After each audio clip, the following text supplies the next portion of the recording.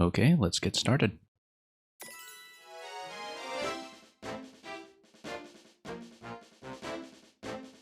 Well, here we are in the Art Deco Gallery, introducing us to the 3 games that are in the 3D Mario All-Stars collection. I have played all of these before. 64 not originally, in 1996 because I did not have an N64 at the time and was, frankly, not really on board with the console shift to 3D at a time. Sunshine I did play on original hardware back when it was released. Same with Galaxy, which was really quite a monumental release. I believe I actually own this Galaxy disc in a physical copy somewhere. Originally released in Japan as a 2-disc Club Nintendo exclusive. I definitely have the localized disc, I believe. It's been a long time anyway, so we'll see. When you pop in here from the menu, it looks like it will just select a random music track in some kind of rotation. And we're not going to worry too much about that. I think it's best if we just dive into the games and see how they look in HD. These are known to be somewhat bare-bones ports and upscales, but we'll see how they go.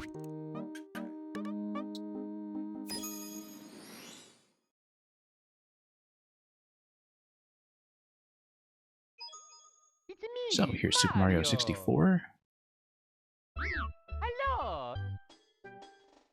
And, yeah, good old camera controls rotating Mario to show off the transition to 3D, which I guess we'll experience as if it were for the first time.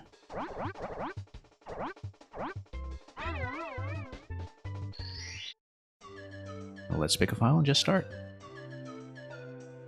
Yeah, it looks like the D-pad is also mapped to everything like the analog stick. I'm using D-pad here, using the stick here. So yeah, I did originally play this in both the 64 and the DS editions. Dear Mario, Dear Mario. I have baked a cake for you. Yours truly, Princess Toadstool. Yeah, sure. Let's let Peach do the talking rather. And here's Lakitu swinging around with the camera.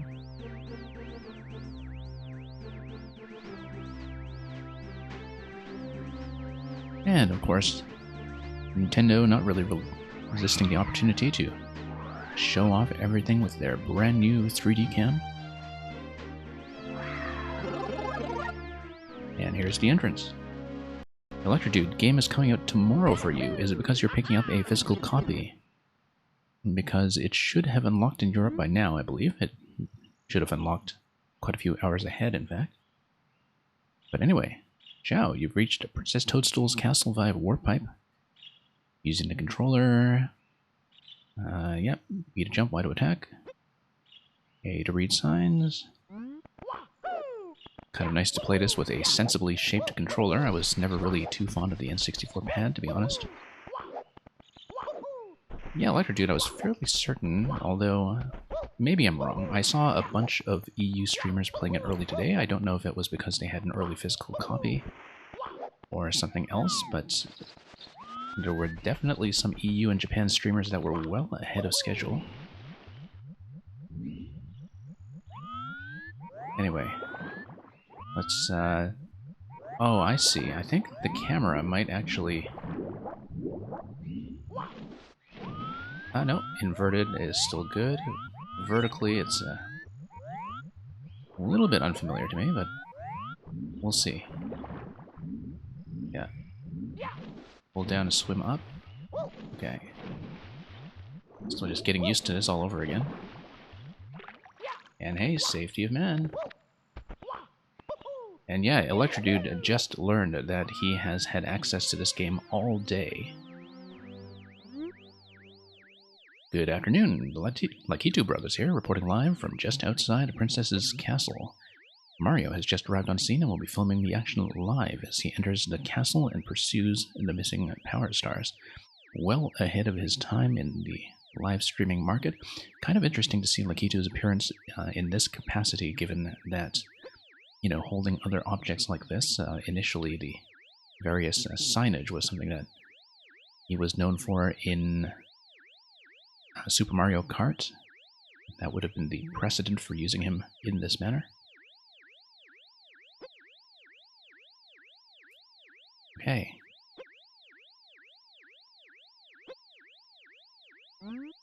And reporting live. So yeah, as I was saying, as I was getting started with this game, I did originally play it rather in both the 64 and the DS editions. And in many ways, I actually preferred the changes in the DS in terms of the graphical improvements as well as the added playable characters. They did break some of the original flow and balance, but I was okay with that. So 64 in its original form is a game that I can't really claim to know well despite having played it, and having last played it probably on Wii Virtual Console back in the late 2000s. And one came in, yeah, happy 3D Mario Day, or Mayro Day to you as well.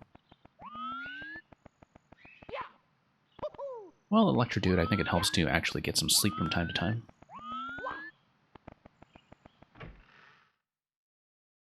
And indeed, this is, I believe, the earliest Mario game with a sleeping animation.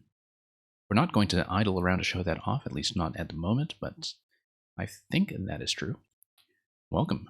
No one's home. Now scram and don't come back. Gwahaha. This was the first game you owned outside of Game Boy. That's interesting. So yeah, I never actually owned an N64 during its own time. I largely played it through rentals and through friends' systems, etc. I was mostly a PC player at the time. I went Super Nintendo straight to PC and basically spent the early 3D console years playing PC strategy games instead, and so I've never been as comfortable in 3D. Although, I mean, the game that really made 3D click for me was Galaxy. By that time I had already played both Sunshine and 64. But Galaxy was the one that was the genuine eye-opener for me. Anyway, let's dig around, look for Bob-omb Battlefield.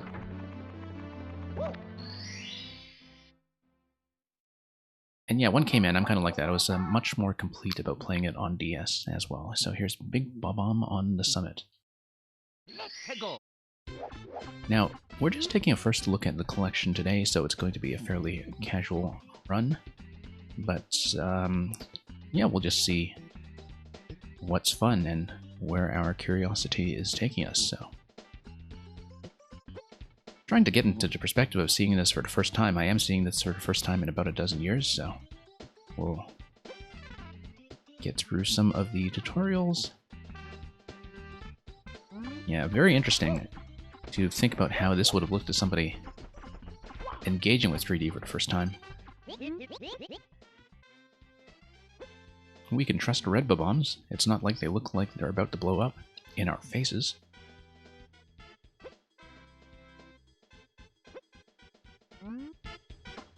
But yeah, one thing I'm considering if we eventually do something a little more complete, like a 100% run, is to play this with the text in a second language, which is something I've been considering for the stream for some time.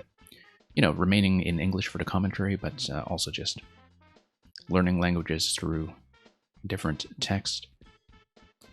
But in the meantime, I do want to kind of revisit the English localization again, just to see how it was originally. And yeah, the Bob-omb buddies look like they're not about to be picked up for puzzle-solving purposes or any of the things we usually use them for. Japanese language speedrun? Not so much. But I do know that some people who play Odyssey, they actually do change the localization in order to minimize the number of text boxes they have to click through in order to set the speed records. Now, the thing about Mario's moveset is that it's absolutely huge. I mean, that's something that you do have to play around with in Peach's Castle and are meant to kind of toy with, especially if you have access to the manual and want to read about all the punching moves that he has. It's always been interesting to me just how much is pioneered in this game that of course, didn't have a chance to be reincorporated in a 2D series until NSMB, really a full decade later.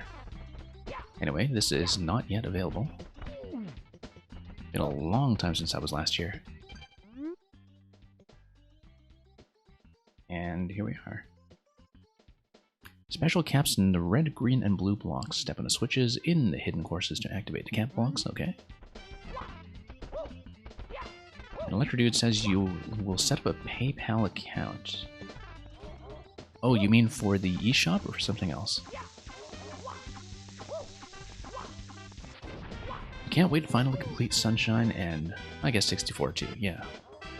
Sunshine, I'm very eager to revisit it because I never actually played it to 100% back in the day. I really just hit the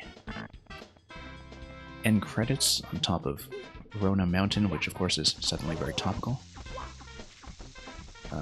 Oops. Beware of Chain Chomp. Extreme danger.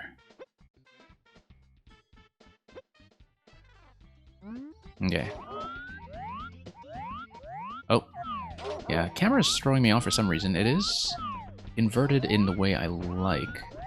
Like, it is following the controls that seem intuitive to me, but at the same time, I think, you know, having to think about it as mapping to the 64 camera buttons is, you know, the yellow buttons that were on the N64 controller is not the most intuitive thing when working with the right stick on a modern controller. I think I did notice that with the classic controller back on the Wii as well, when I last played this. You already did Galaxy twice, yeah. Well, I mean, 100% in Galaxy does require both characters. If you want to see the 120 star finale, if I recall, or 242, I think? Yeah, because I actually did do the complete run through Galaxy and Galaxy 2 originally, and of course Galaxy 2 was wonderful about that because it was the first one to really pioneer the kind of final exam finale with the perfect run in Grandmaster Galaxy, which is always the thing I look forward to now about 3D Mario. And again, I think most of you were here for the Maker stream earlier today, but I am on a new internet connection with a slightly different setup as far as streaming goes.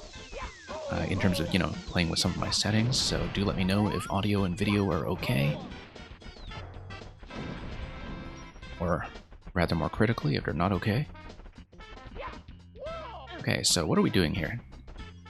Now that's the thing about 64, and for that matter, Sunshine, is that you can just kind of fool around in it the way that later generations would just fool around in Grand Theft Auto, just get lost in the social experience of talking your face off and not really picking up any of this stuff. Whoops.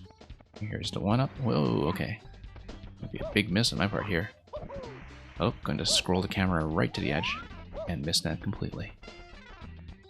I don't remember if I can pick these guys up. It's amazing how unwieldy this can feel if you haven't done it in a while, in a good long time especially. Because the controls are so much more smoothed out in modern games.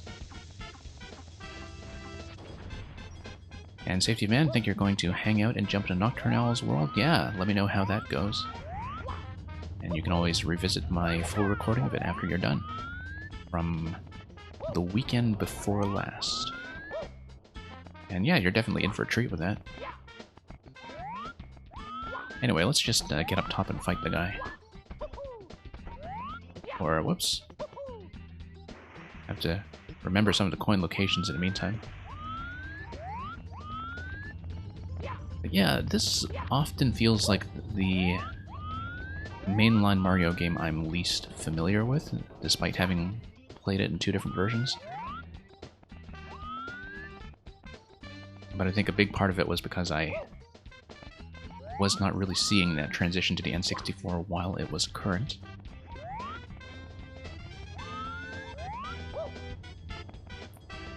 Whereas something like Galaxy was something where the impact was very much felt on release.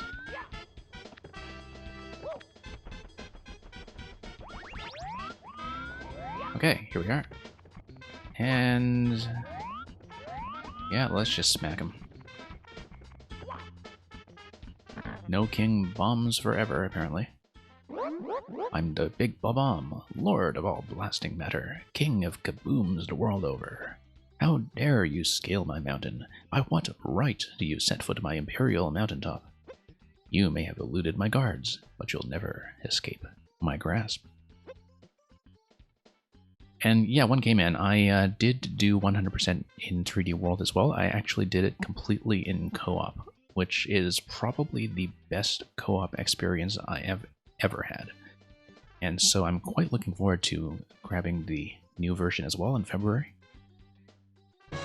And of course, this guy is just going to do the 007 GoldenEye thing of telling you how to beat him. Now let's see if I can... Whoops. Ah, okay. Yeah, no. My controls are just mentally a little bit mixed up. Let's get behind him and just give him a bump. Yeah, still kind of getting my feet wet with the moveset again. It's just a huge moveset in this game. Whoops. Should be grabbing him, right? Should be. Yeah, there we go. And that's gonna give him a bop. Yeah, really interesting to see what this game is like before the series makes such a standard out of a lot of mid-air correction. Whoops, yeah, trying not to dive into him. Just have to cut my momentum a bit. But yeah, I'm one of those players who definitely never really made the 2D to 3D transition very gracefully, and so you're not going to see particularly good play here, but whoop, have to not dive into him. Let's cut momentum, grab this. Yeah, just have to let up on the analog stick. Can it be that a pipsqueak like you has defused the Bob-omb King? Yeah, interesting to see this game teach that in terms of just stick control. And of course, he's already hinting that you pick up Bowser by the tail. I think that's something that I did not really pick out as a detail this early in the game before.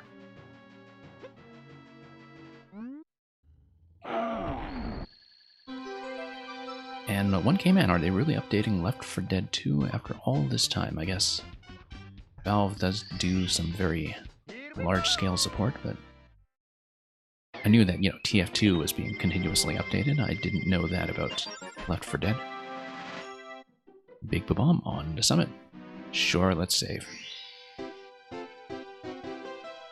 Try to Princess's room on the 2nd floor, and a room with the painting of Whomp's Fortress on floor 1.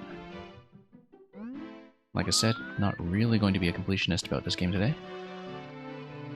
Just want to do a bit of a grand tour.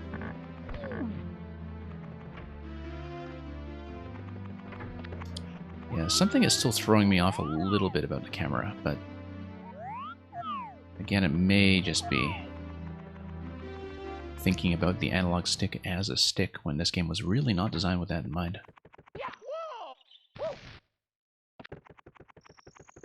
And okay, so if you stop, yeah, that we know. It's been a long time since we've done it, but then, whoops, yeah, we got long jump down, then crouch, backflip, yep, still got it, still got it.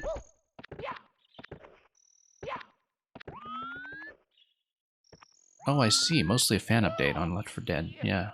Interesting that it still has such an active community, although I guess it's a kind of experience that has never really been superseded. I don't know much about it, unfortunately, having played almost none of it.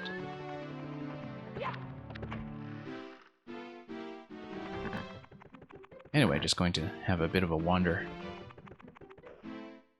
See what's behind here.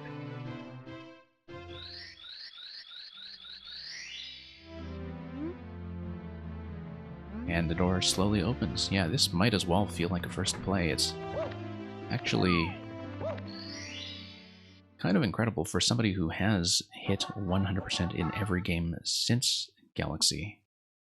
How new I feel to this game and how much it feels like I'm learning how to play it for the first time. I sometimes get that sense with SMB1 as well, even though SMB1 is the game that I've known for the longest. Probably the first game I remember playing. Hello, the Lucky Two Brothers, cutting in with a live update on Mario's progress. He's about to learn a technique for sneaking up on enemies. Unfortunately, it does not involve putting on the Goomba hat. Walk very slowly. Yep, just showing off the analog stick.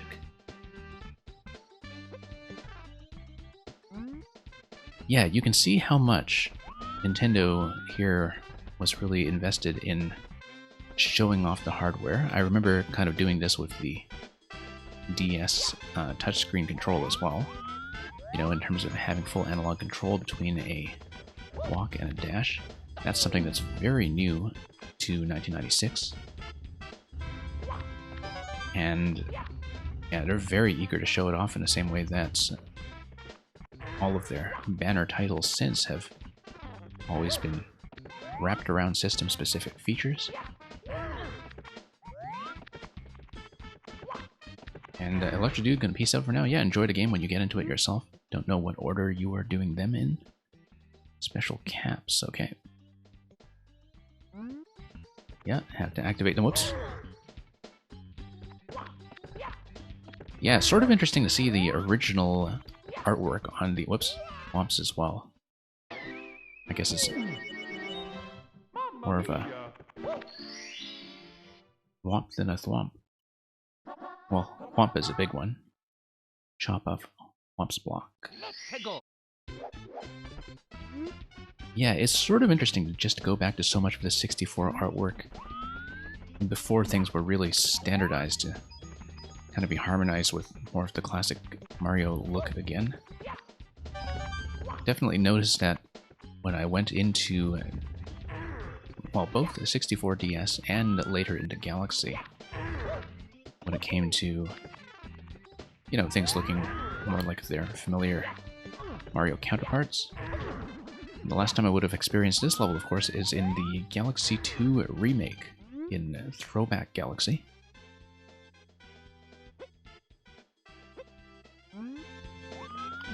And, of course, yeah, we'll just do our stealth thing. It's incredible how many N64 games actually involve some kind of stealth just to show off what analog sticks do. You see that in Ocarina of Time, you see that in so much else. Anyway, good old coin hunt. I certainly remember trying to do this part with the DS touchpad control, and that was certainly something that took some work.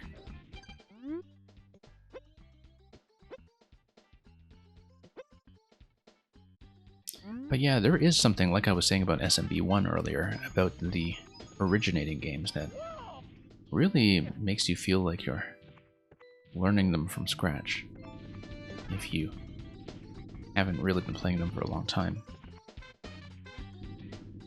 And mostly it's because you come in with a lot of control habits having been established by the newer games, in the same way that being accustomed to maker physics in 2D can really throw you off when it comes to your expectations in the classics.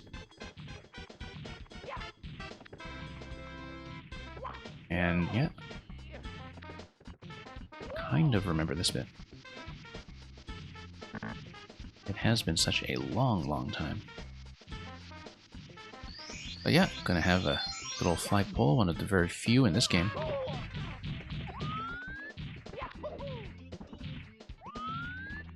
And yeah, just going to really get accustomed to this moveset once again. Also interesting that you see the arrow markings all over. But also in general, just yeah, should just lay off the camera a bit, I think. And just let the auto camera mostly do its thing, although you can tell already that the design of the level is meant to reward you for occasionally having a peek around and seeing where future coin locations are going to be. Anyway, let's fight them. It makes me so mad. We build your houses, your castles, we pave your roads, and still you walk all over us. You ever say thank you? No. Well, you're not going to wipe your feet on me. I think I'll crush you just for fun. Well, that's kind of unfortunate. Walking on sidewalks all day and suddenly seeing them get their revenge. Anyway, let's let them attempt the womp. And get up here and bop him. Doubling, of course, as a ground pound tutorial. It's interesting how it just speeding through to the mini-bosses already shows you quite a bit about what the moveset can do. Including, of course, the ledge climb on his edge when he's down. That's really kind of a nice touch in terms of really treating the enemies as geometry. We're so used to it these days whenever we play anything in 3D, but it's really kind of curious to treat it as something fresh. Love the gravel pun there.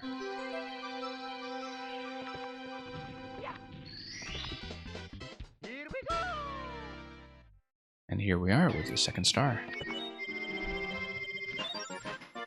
Yeah, this is going to be a somewhat minimalist experience, but we'll grab the third star for the 3-star doors. This is pretty much the opposite of how I usually play, in that I do tend to explore spaces very thoroughly before I continue in most games, but of course, the whole idea here is to try to get a new perspective on this one. And let's try to recreate the new player experience, including the experience of trying to get up that slope, which I think I probably spent far too much time on as a task of its own. But yeah, you have a coin hunt that's clearly available. You have quite a lot going on. Oops. Whoops. Keep getting whomped by this guy.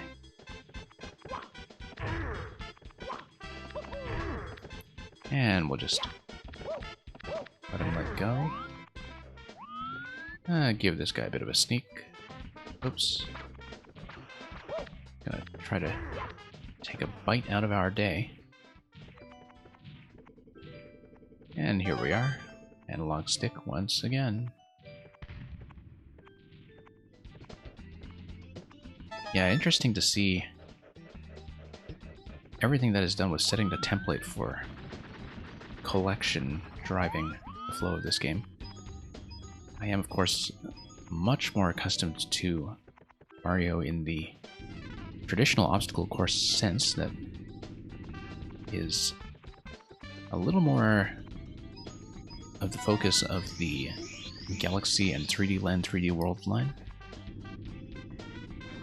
But it's kind of interesting to see the template for this laid down long before the different aspects of the Mario series began to merge together and combine. Let's smash him. It's very much a playground of a game when you just take it in a relaxed playthrough. Whoops. Come on. Down, down, down. Might even relearn how to play this thing by the time we are done with this session.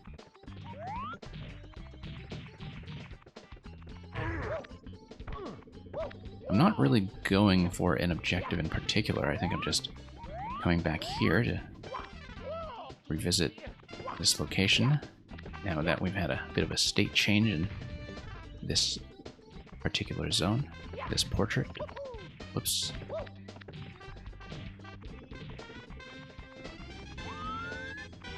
But yeah, interesting how keen it is on just showing off thinking in terms of rotation.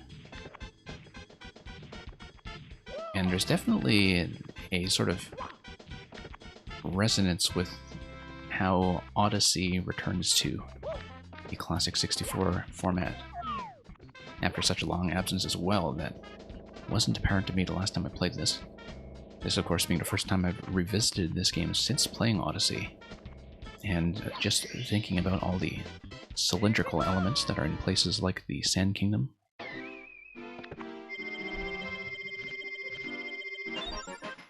Anyway, to the top of the fortress.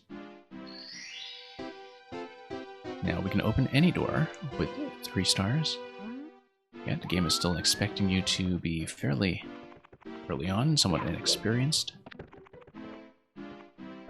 Toad looks quite different here. It was Bowser who stole the stars. I saw him with my own eyes. And 6 per courses, so yeah.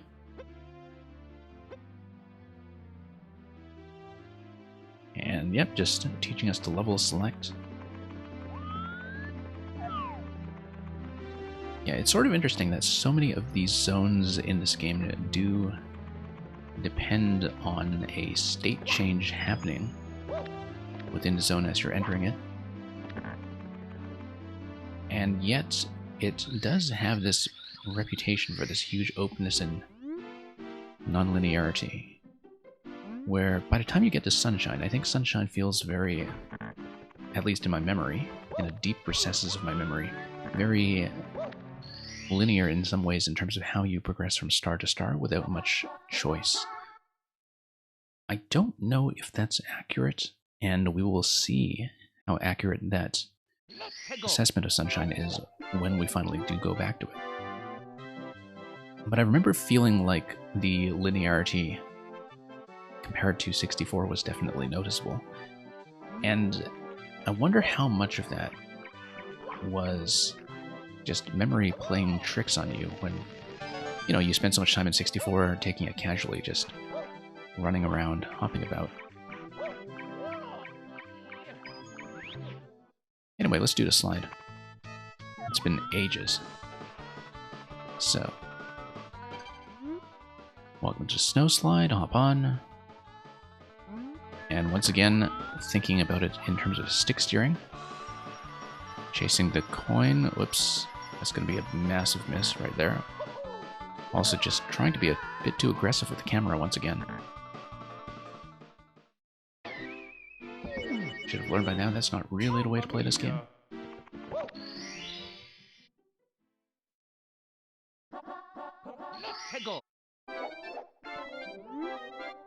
Please enter the cottage first. No, I refuse. Let's just run around and explore. Cold, cold crevasse. Yeah, of course we're taking it. And of course taking this block here.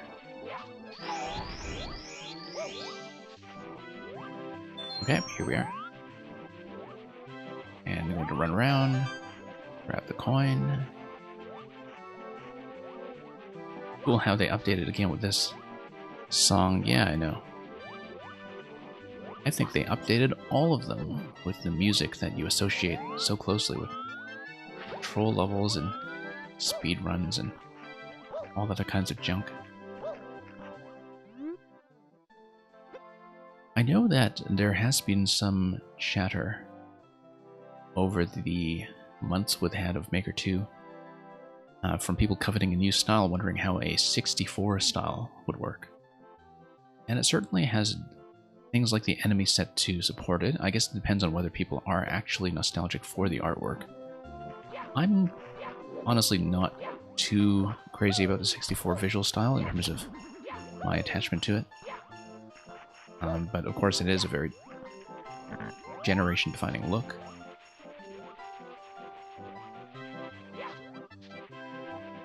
But it's sort of interesting to think about how that might work as a special style in a Maker context, in that you just have such a huge moveset that you can adapt in some fashion. Whoops. And that's going to be dead. Right there.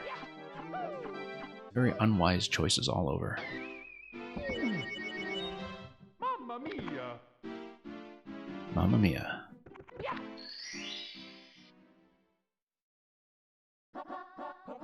Let's go! Okay. Snow Mountain Summit. What have we got here? Just up we go.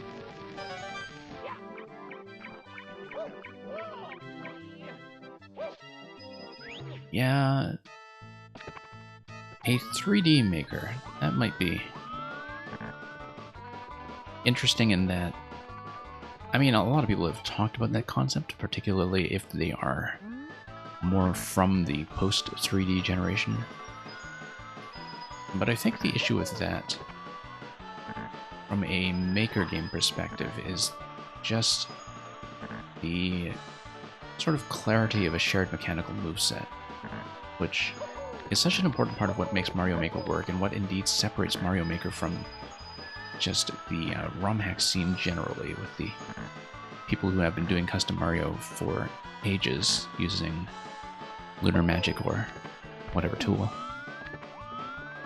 That the thing about Maker as a game is that you have this shared base of community knowledge and community design principles with this language that crosses between styles very well. I'm not completely sure that that would survive into a 3D Maker very intact, but I may just be underestimating the degree to which people are very comfortable with 3D design principles. And that itself may be swayed by my sense, at least, that 3D platformers are just so much less explored as a genre, or at least have become much less explored. Whereas a lot of people are bringing game knowledge into Mario Maker that has come from a lot of 2D influences since, like, you know, influences from Celeste, influences from Hollow Knight, from the entire Metroid subgenre, etc. I wonder how that would work in the context of a 3D toolset, but I almost think that a 3D toolset would work much better with something like the 3D Land and 3D World elements, where the elements themselves are very discrete. That there's a very clear modular quality to them. Those fall impact sounds are so brutal. Yeah, they are. Not much of a fall there, but I know what you mean. Now, interesting to see how the branching structure of this works. That you have one required door to Bob-omb Battlefield, which works as your initial tutorial. You have one star door to Whomp's Fortress, and then you have a choice of two different 3-star doors. Right from this chamber. Oh no, here's a 1-star door. I'm wrong. I'm totally wrong. I'm spreading misinformation, and indeed, the level actually told you after Bob-omb Battlefield that you have a choice. But then the idea of having a choice, I think, is something that's quite important here. So, anyway, let's see Peach's slide here. Princess Toadstool's secret slide. Interesting that here she is still simultaneously referred to as Princess Toadstool, even though the Peach name did originate in Mario 64. Whereas the Princess Toadstool name, I think, has become pretty much fully displaced by Peach in the years since. I actually can't even remember when she was last referred to as Princess Toadstool.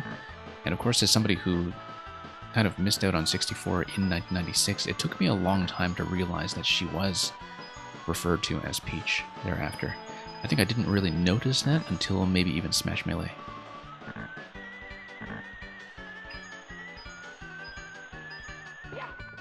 Okay. Got a 20-second time here. Good enough for government work. Here we go!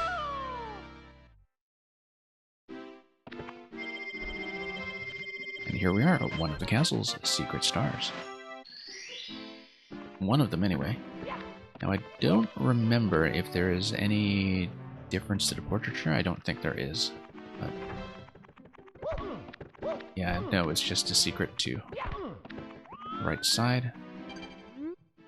Mario, my castle is in great peril. I know that Bowser is the cause, and I know that only you can stop him.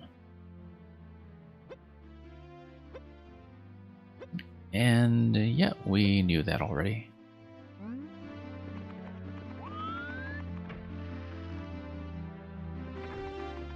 Not surprising at all, of course, that the castle music in this game has just become an instant classic and was very quickly standardized as the castle music for Princess Peach. Really one of those revelatory tracks, kind of like Gusty Garden in Galaxy, where Nintendo knew perfectly well that they were onto something and really started using it everywhere since. I remember noting that in a lot of other games following the N64, like the Mario and Luigi series, among other things. And here we go. Just gonna take the outside slide. Not that far outside, we don't. Mamma mia! Yeah, pretty low bank of lives here. Little Penguin lost. I mean, I don't know that I'm that keen on actually following any of the suggested objectives, but I think often I just don't even read the titles, I just leap in and get to business. And this game does reward that pretty well. I think we need to take him down, don't we? Yeah, that's right. If we remember where to bring him. It's been quite some time. But okay, gonna slide, slide, slide.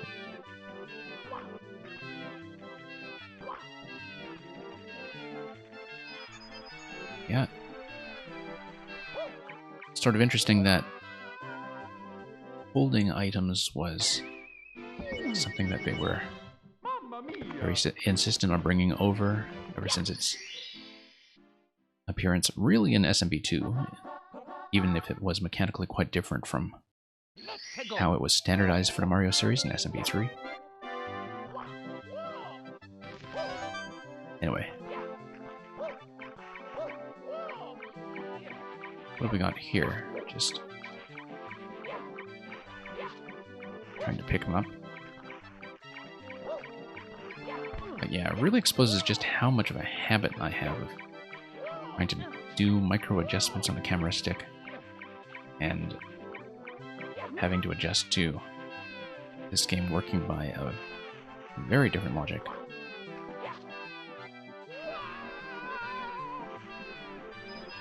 Anyway, let's prepare for winter here. And around a bend we go.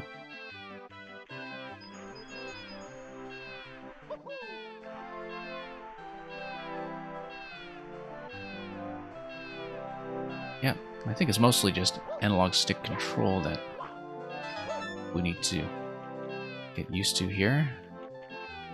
It's funny because that's one of the differences that probably explains why I also felt more comfortable in 3D World, because 3D World does use the dash button in a 3D context, and was designed in such a way that you could in fact play it with a Wiimote D-pad, even if it wasn't 3D.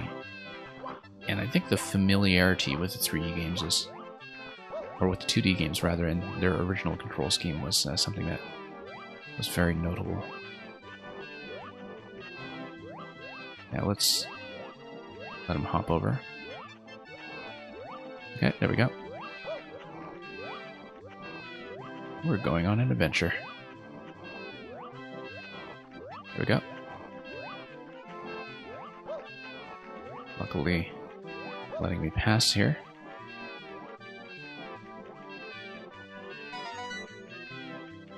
And yeah, just getting accustomed to the idea of controlling my speed with a stick again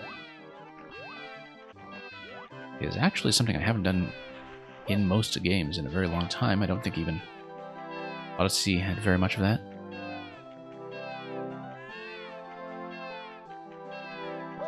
And okay, here we go. Okay, so let's find her. Precious, precious baby. You have to love the degree of repetition in the localization. You have dire, dire docks, and you have precious, precious baby, and on a cold, cold mountain. How can I ever thank you, Mario Mario? Sure, we'll take your eternal, eternal gratitude.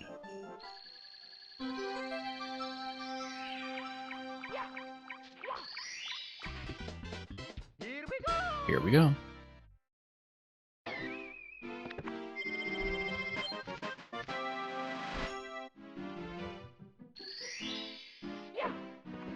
And yeah, not really doing this in a particularly thorough or linear order. Just going to roll with it. Did we come through this side? Trying to remember. No, we hadn't.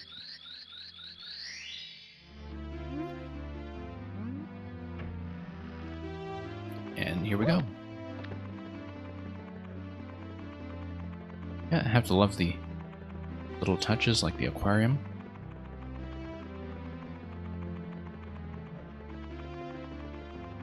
We've come a long way since then, when you think about how the aquarium now looks in Animal Crossing. But anyway, here's Jolly Roger Bay. Read before diving in.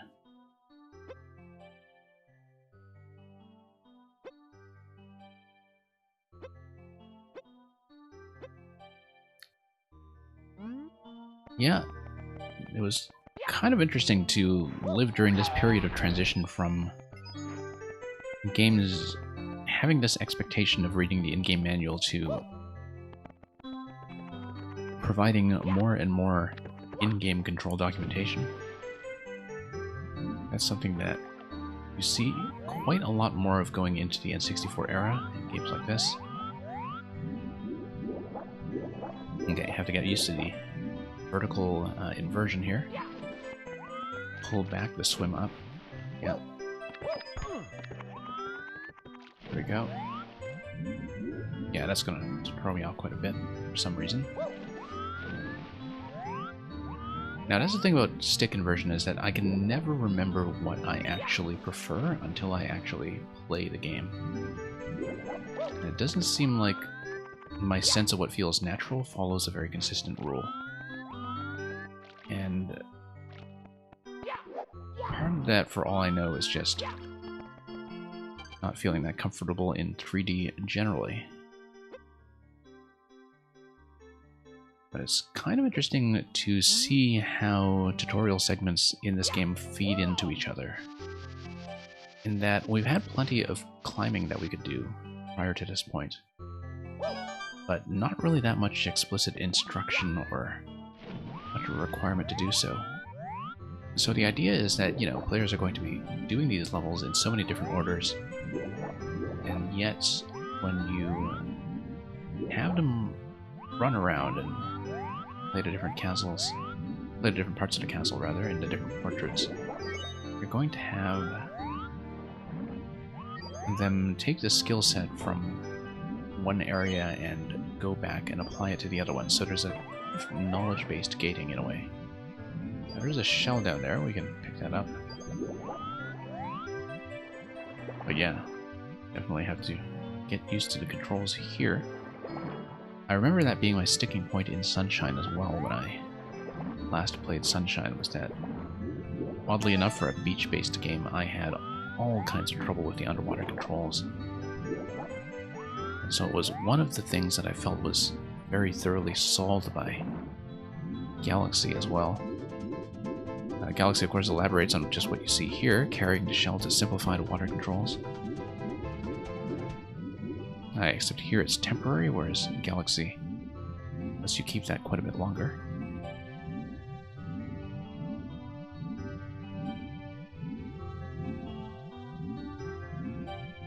But yeah, definitely a zone that is trying its hardest to impress you with the scale of its depth. Let's maybe get some error.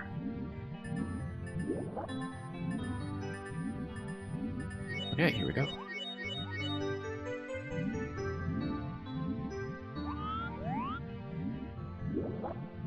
And back down to the ship.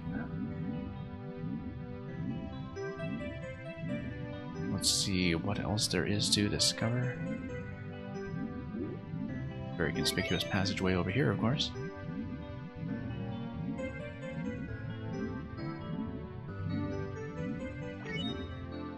And what have we got? Yeah, I just need to follow the auto camera rotation sometimes, I think. Just something to keep in mind. But yeah, like I was saying, had so many pockets of trouble with the Sunshine underwater controls when I played Sunshine back in the day as well. Anyone entering this cave without permission will meet certain disaster. Well, that sounds like an invitation to me.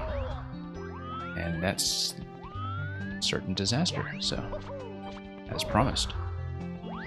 Okay, we're taking quite a few hits here. Okay, punched the Goomba in the face. Have to actually, whoops, remember to use coins as replenishment, which is something I'm still reacclimatizing to. Mamma mia!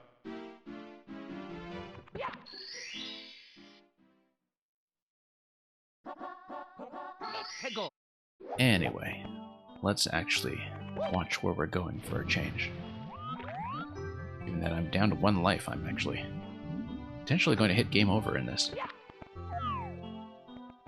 So the question is, do we observe the game over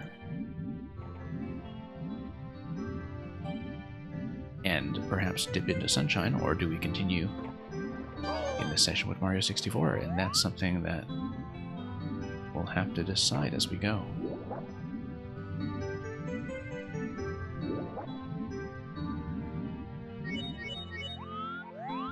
Okay, let's see. Interesting that you can see the coins rendered from such a distance. Oh. And what do we got from this guy here? Open up.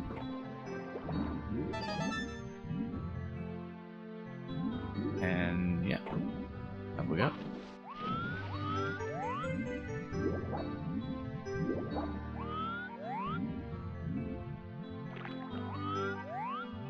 And yeah, come on, go. Oh. Let's get on the beach.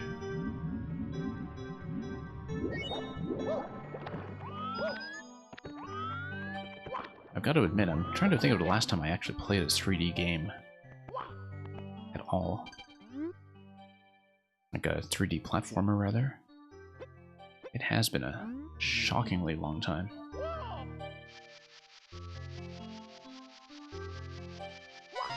Anyway, a few coins over here.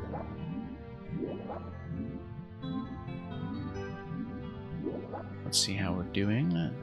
Okay.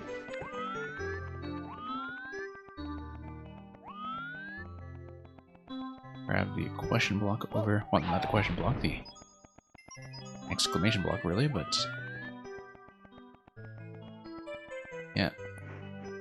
That's just going to be another cap tutorial, I'm sure. What does this guy say? Whoops. Let's try to actually face design accurately for once. Oh yeah, this is just where we started. Okay.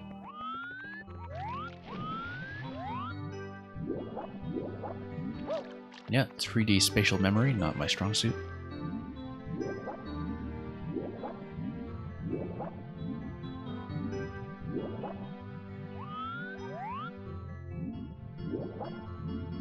That's...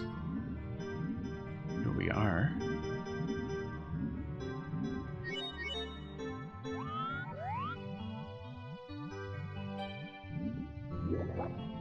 Okay.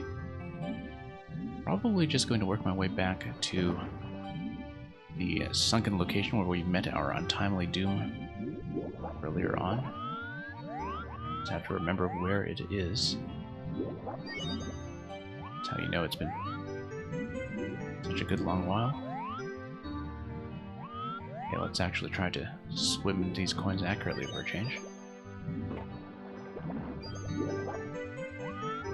Okay.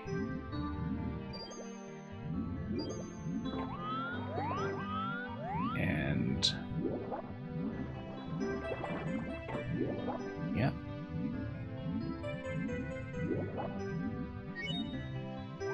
Back here.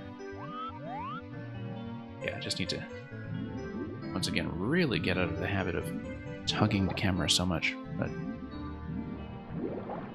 I think it's one of those things that's easier to resist when you originally had the N64 pad with the buttons, in that you don't have the muscle memory of constant camera manipulation like you do with a lot of modern 3D games. You do have to kind of deprogram that out of your system when you return to something with a camera system quite like the one here.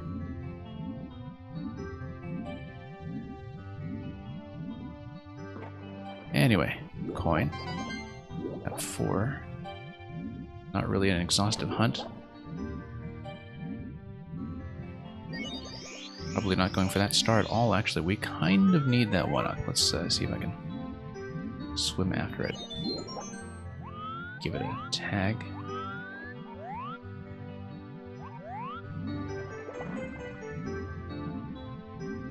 And up we go.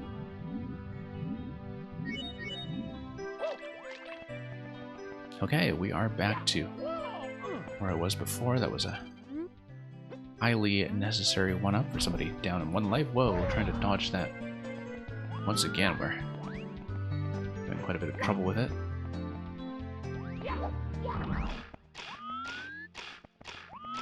Ah, yeah. No, too slow.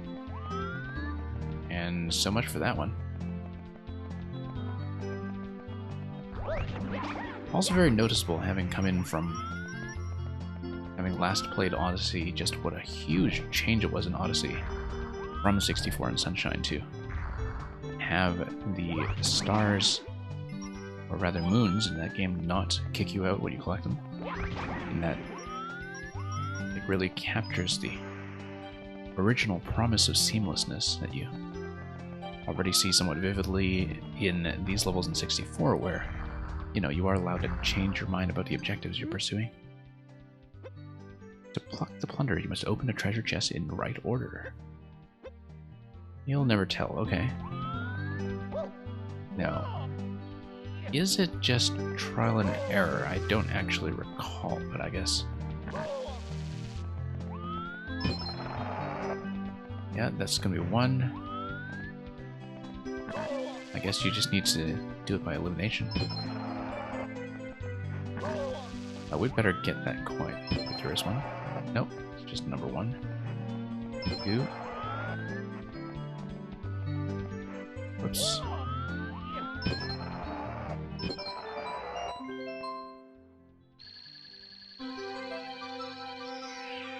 And okay, we got it. Here we go! Not exactly unscathed, but hey, we're slowly managing. I keep forgetting that there is this high score 100 star, or 100 coin system rather, in this game. It's been so long since I've really had to engage with that as a mechanic.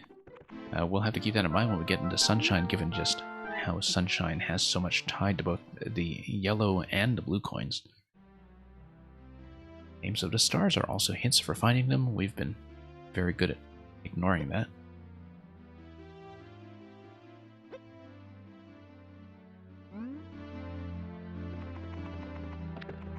But yeah, this might be a reason why a second language run might actually be interesting in this game, because it doesn't have a great deal of text, but the text does provide some good contextual information. We've been here already, I think. But I didn't go down into the location that takes you underground, which I'm trying to remember how everything works here. Oh, here's the star of the show, or at least just a star statue.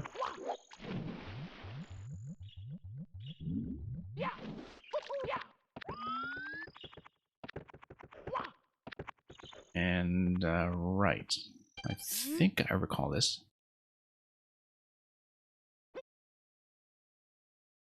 And it's trying to teach you a little about stealth once again. We've been excessively body sliding while trying to pick up items from the ground. So that's something that's quite familiar by now as well.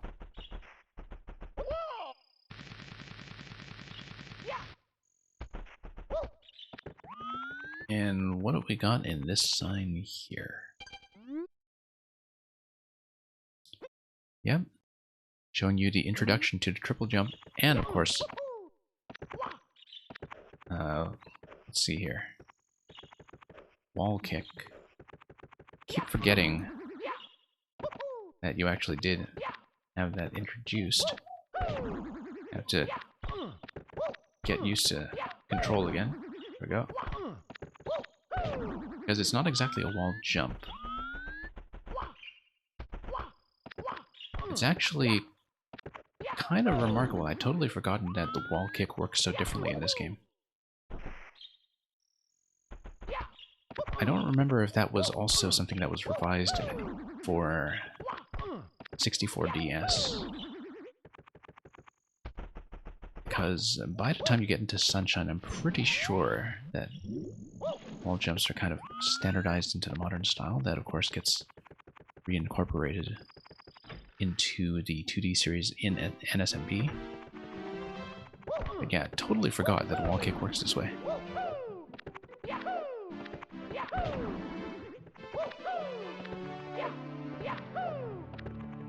Yeah, triple jump, of course, is useful information. Interesting, of course, too, with the triple jump is that you just do these snappy little inputs with the low jump, and you respond just fine. You do just short bounce, and triple jump. Real kind of smooth how that comes together. Let's go. Maybe. Okay, you need 8 power stars to proceed to the first Bowser segment, if I recall. Let's just go back to the battlefield.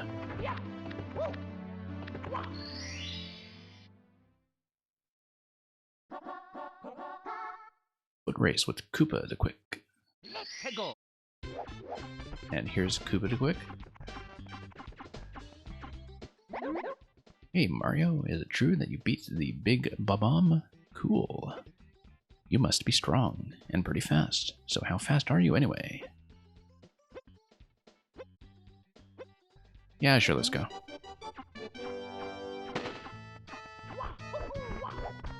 And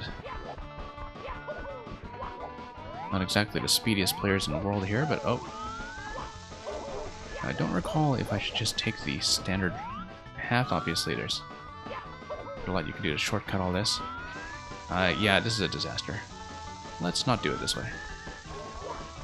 Total disaster at this point.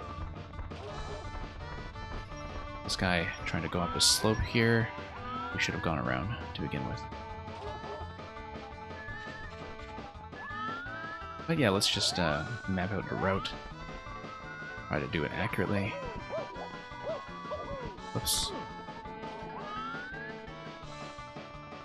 And just come back prepared.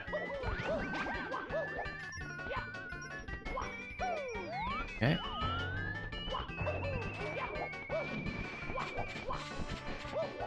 Yeah, because you come up here, you get the staircase here. Yeah, there's so much to this I've just completely forgotten.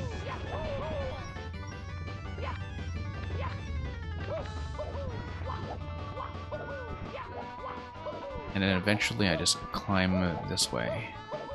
I don't think, at least without a better understanding of the speed routes in this game, I don't think I really have that many options that are better. You'll see that the time has frozen at this point at 1 minute 37.6.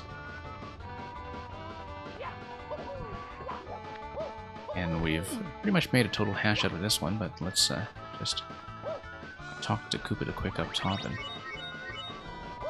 get this little bit of embarrassment over with. While of course staring at where some of the eventual red coin locations are going to be. So he's going to taunt us. That's what we get for messing with Koopa the Quick. Yeah, that's what we get. Now, do we get to talk to him for a restart? I don't think I do. We'll just have to climb the flag first of all. Nope. Let's do something else. Punch him? Nope.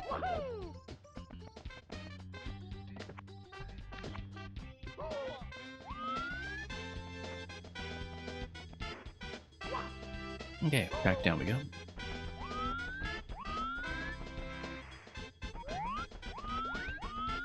Okay.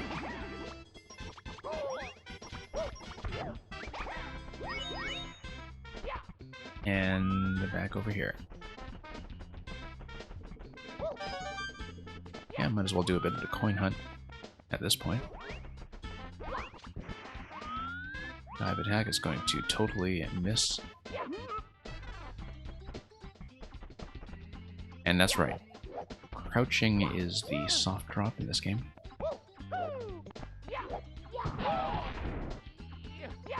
Smash everything in frustration.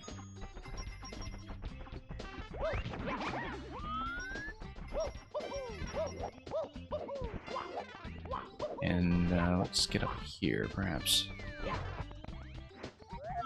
I know that's for the cannon, that's right. Once they have been properly reactivated. Okay, 2 coins.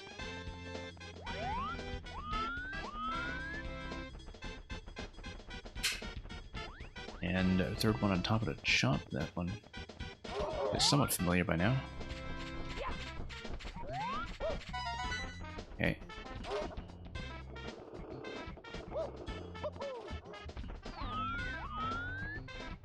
And yeah, more of these that you can pick up along the way. For what? We'll find out.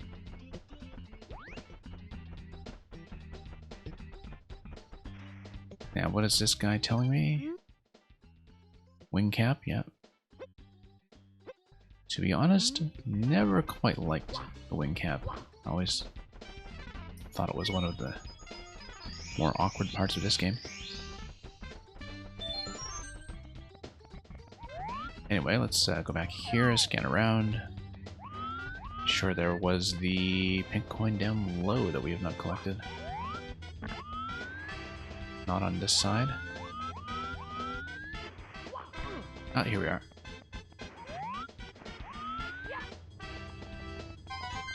I'll gladly take that.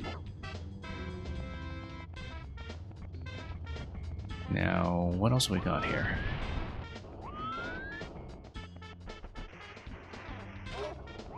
Yeah, better just get out of the way at this point.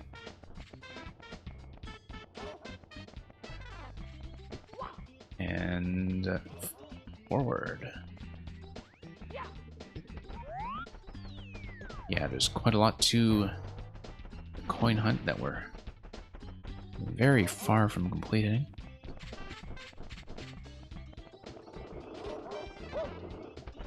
But that's okay. We'll just make our way back up. Yeah, coin around the back here if you slide down this slope. So that's something we do. Remember? Oops, get past that. Nope. Once again, just terrible aim all around.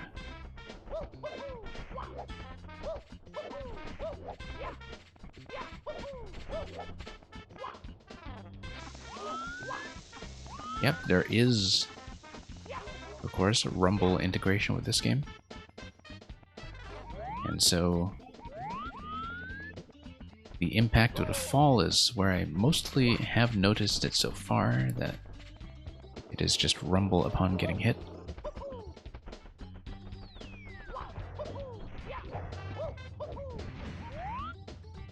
Okay, perilously low in health at this point. Can't really afford to take too many more knocks and bruises. Anyway, let's try to smash this up in case we get some kind of coin out of it. Don't remember what that was all about, actually. Let's try to actually steer slowly towards the sign so we can find out. And yep, going to tell you about the ledge grab. That's also important information. But we'll mostly be interested here in trying to grab that coin. That will take a little bit of repeated effort. Unless, of course, we just get smoked. Well, that's okay. We can make another stab at a race. Mamma mia!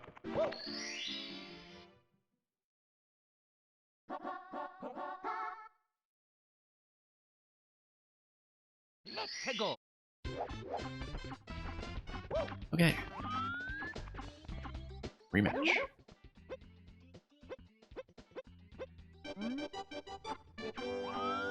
Okay. Let's distinguish ourselves a little better this time. Do I know why people are upset this was emulated? I haven't really been following too much of a conversation about it. I do know that it is running on an original emulator that was using, I believe, the Vulkan API. I would assume that people are upset because they are paying for something that they feel like they can just do on their machine at home, without taking into account that Nintendo did have to build their own emulator from it. I think there's generally a lot of misunderstanding about what emulation is, because people just sort of associate it so closely with, well, literally pirating things on your PC, and don't quite understand that a lot of porting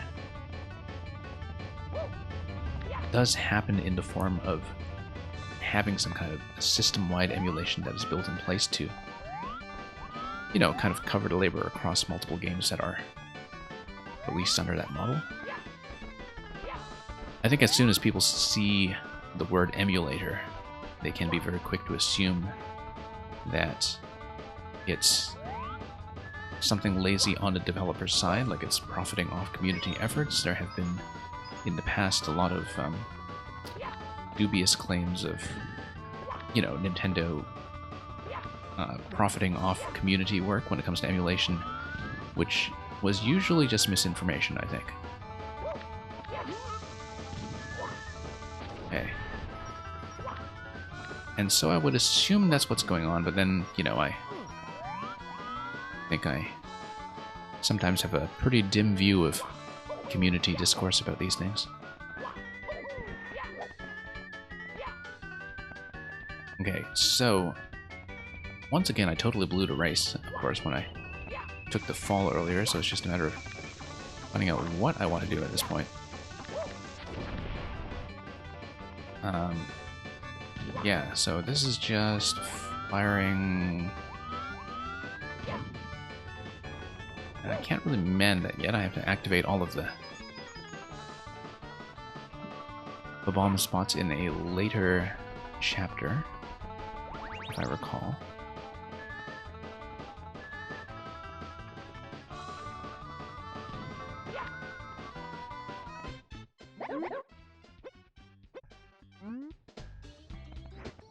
Yeah, sort of interesting that it doesn't kick you out or anything. I wonder if it is because it is supposed to be an option to continue... Oh, set camera angle with R. Oh, wait a minute. I wonder what the other setting is, if it feels more natural.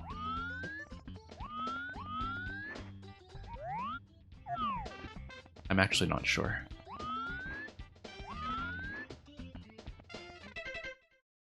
Hang on. I've got fixed camera now. I don't think I actually understand the camera settings.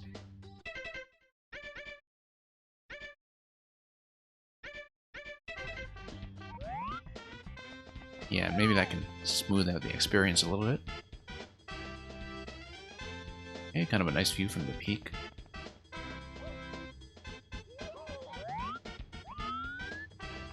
Oh, once again, not sure how much I can actually get done realistically with the... Oh. Yeah, just trying to see if I can actually do any kind of continuous wall kick here. Yeah. I had completely forgotten that this game doesn't have, as I was saying earlier, the sort of modern standardized wall jump. Just never really occurred to me. And maybe, I wonder if that was something that was also a change in 64DS. It's hard to say from memory, because I honestly don't recall a lot of this stuff. Anyway, we can pound all these in and maybe salvage this just a little bit. Once again, just early tutorial stuff, teaching the ground pound.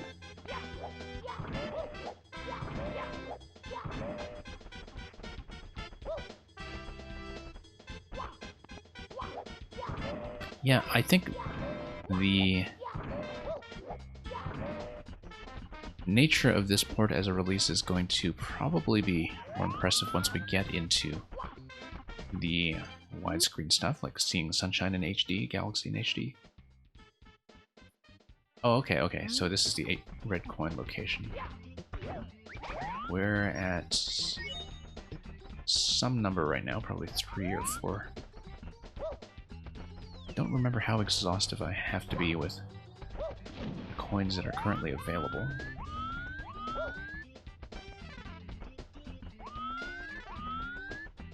Okay, so what do we got? Yeah, I got the bombs over here. Let's talk.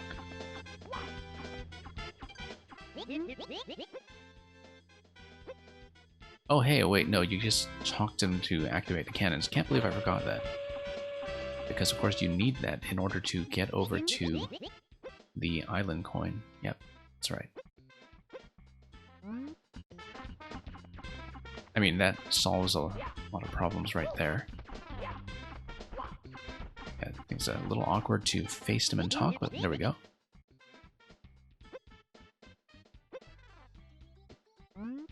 And this guy tells you to talk to the other bombs. Here we are. At long last. Oh, and of course I instinctively try to point with gyro. Like, you can't see what I'm doing right now, but I actually tilted the controller expecting gyro to work, and That would have been something that would have been much nicer to have in a port like this. One thing that I do gripe about quite a bit is that I never ever liked stick-based aiming. Even in my favorite games from the N64 or GameCube eras, it really felt like motion controls were pretty much necessary to get me to play this stuff at all.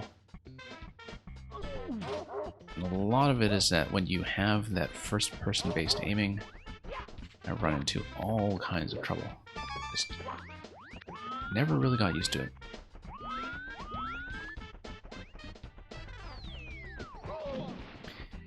And I think often that people who are players who are kind of conditioned from the 3D era, they do underestimate just how much of an obstacle things like camera control really are to even very experienced players who came out of the 2D era back in the day. And as I was saying, I don't think I ever really made that transition very smoothly myself. Too low. No, I need to use the cannon up top. I can't use that one. I need to go up the slope. And I should remember that.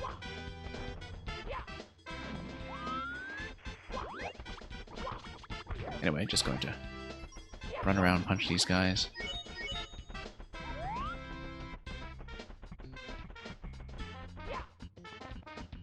And yeah, you get a lot of freedom of movement, obviously, with this huge moveset and these very open spaces.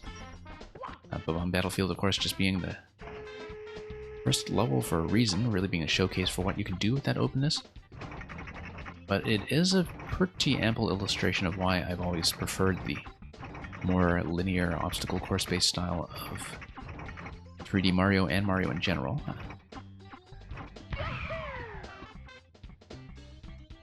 That very often the openness of the 3D spaces does just translate to a lot of backtracking from little minor inaccuracies. Much less noticeable once you get into more linear pod-style games like Galaxy, where the challenges are relatively self-contained. And so yeah, this is a game that's much less dear to me than I think it is to a lot of people who did grow up with it originally, but it's always interesting to see all the different ways in which it was prototypical and all the things that it did get right on the first try. That was way out of position. But it does get us up here. Wait, let's get out.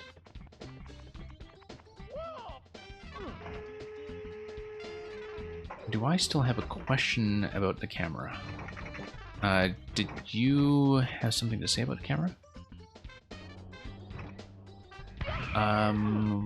Sorry, I think I lost the train of conversation there. So just let me know whatever it was you were about to answer, and I'll try to weave that back into whatever it was we were talking about. Safety of man. Okay, let's just fire up.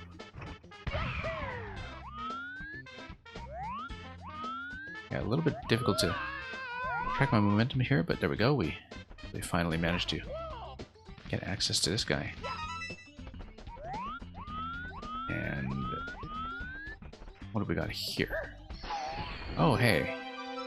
Just a star for arrival? Sure, we'll take that too. Here we go!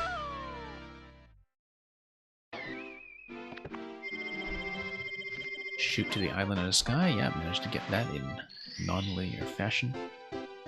Oh yeah, I was not sure about the different camera options. I actually don't remember what they denote. Anyway, I've recovered 8 stars. Let's just do the first Bowser fight. Why not? The way we've been playing so far, I'm sure it won't be a disaster at all. Triple jump, long jump, wall kick.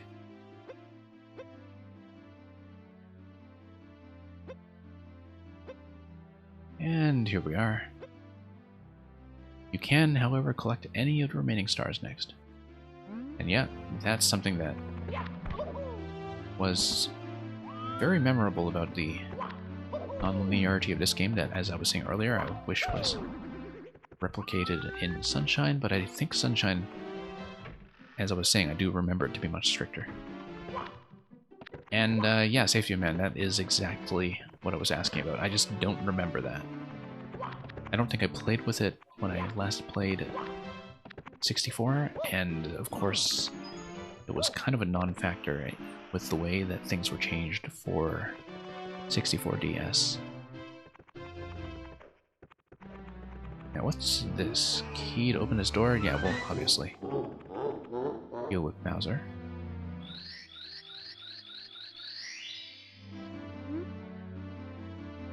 Okay. Yeah, I'll have to play with some of the camera options at some point. Oh, there we go. Drop through the floor. Wahahaha. I warn you, friend, watch your step.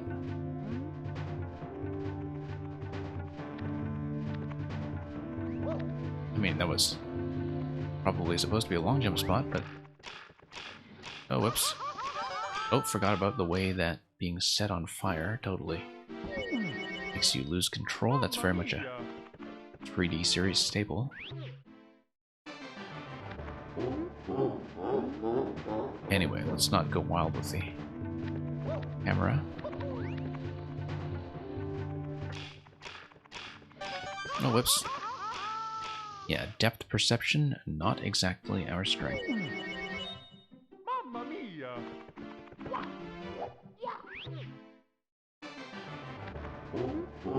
Okay, are we really going to hit game over so soon at the first Bowser encounter? Well, we'll see. That depends rather heavily on my ability to just sort of understand what's going on in 3D space here. We'll skip that coin for the purpose of hedging a bit on my ability to dodge some very basic fire. Okay. Does kind of test your ability to understand the camera.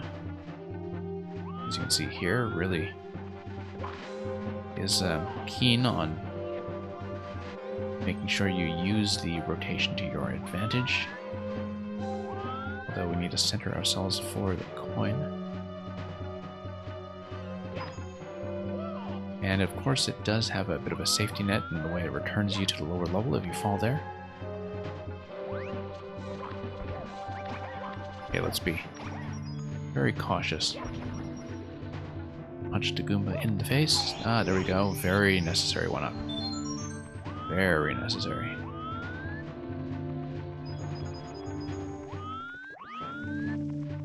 What have we got here? Yep. Remember, these guys giving me all kinds of trouble.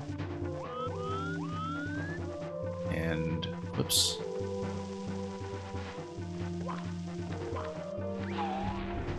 And here we go.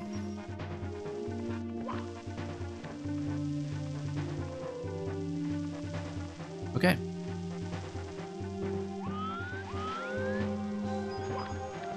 It's going to be extra cautious here. Really don't want to be taking a fall death. So I guess we won't do the red coin route for the moment. I'm keen on getting to Bowser and really just smoking him. So we see, of course, a pink coin over there, so I take back what I said earlier. Let's actually run around and try to hit this accurately. And of course I just lose the life right away. Never mind that. That's okay. We got the one up. That's a moral victory. Smacking into the invisible wall, of course, that sends you down here. Yeah, Not exactly a smooth run right now, I just missed the switch completely. Mamma mia!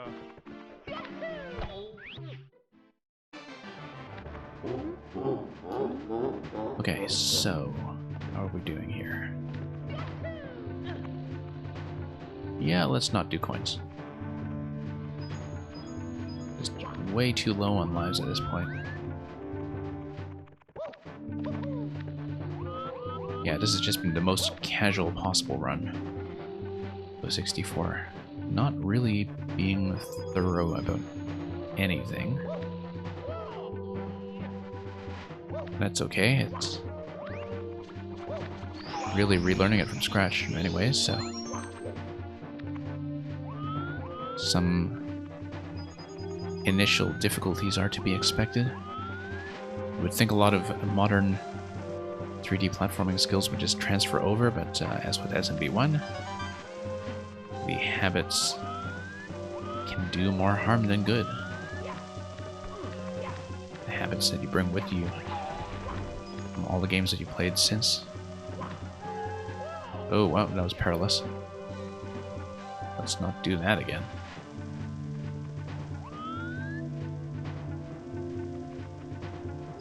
And okay, let's kick him in the face. Yeah, just have to maintain level here. Grab the one up. I think I should be able to drop and sidle along, yeah. Yeah, there we go.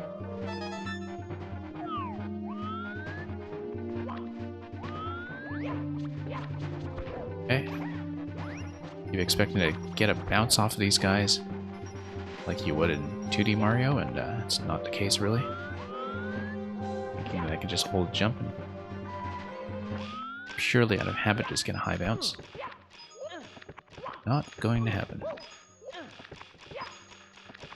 Okay, so what have we got here? Let's... Mario, it's Peach. Please be careful. Bowser is so wicked. He'll try to burn you with his horrible flame breath and we'll run around with our pants on fire.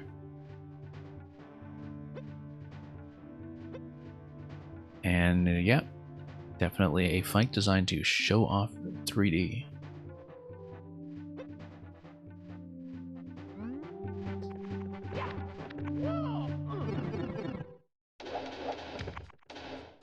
Okay, let's take him out.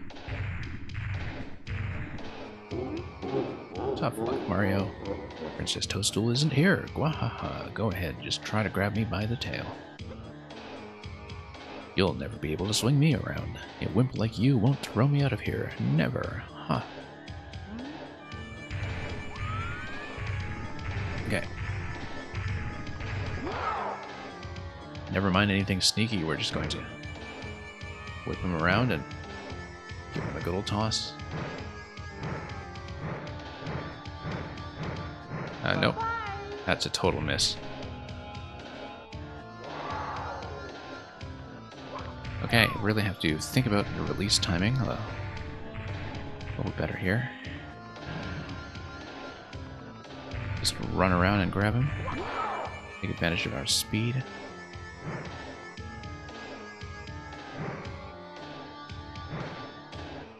And yeah, just have to once again think about release timing.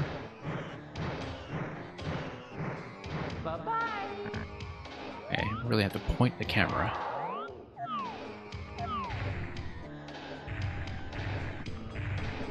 And around we go.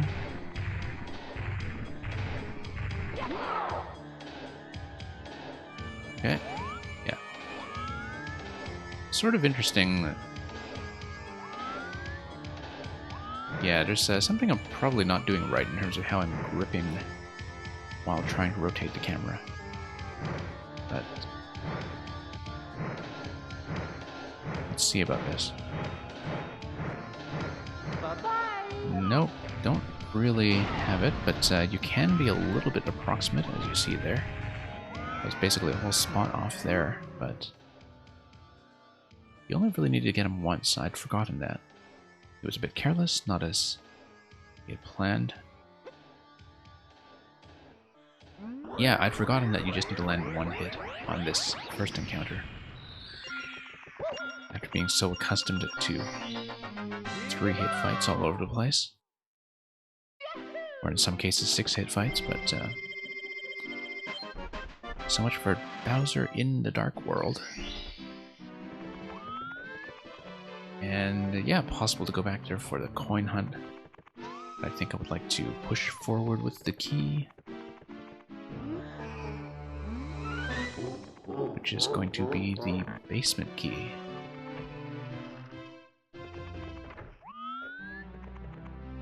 Here we go.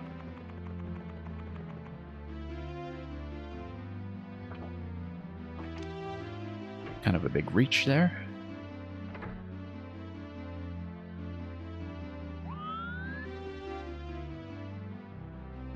Let's just see the next threshold. 30 stars. We are a long way off. Not even close, in fact.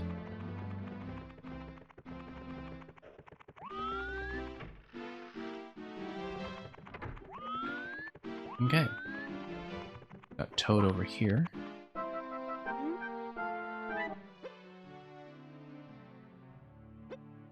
And yep, just a bit of tutorial reminding us of using the ground pound for breaking a fall.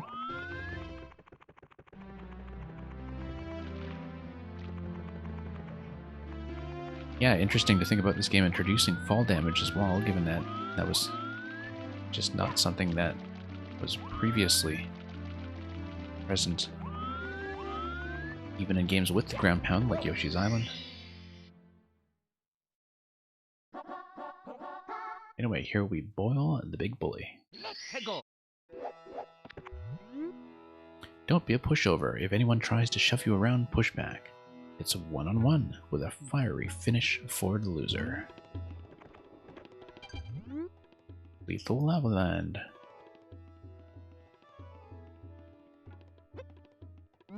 You can still try to control Mario when you're on fire. I've always had trouble with that. Sort of interesting that the equivalent of this, of course, by the time you get into Odyssey is the... what was that? The Culinary Kingdom? Luncheon Kingdom, yeah, that's right. That was where I last had to really contend with the fire effect, of course. In that kingdom, you are just boiled in soup. Up in a shell. And not here, I don't. Okay, let's actually watch the fire. Hey, first sight of good old Bully here. Whoops. And we're gonna get bullied.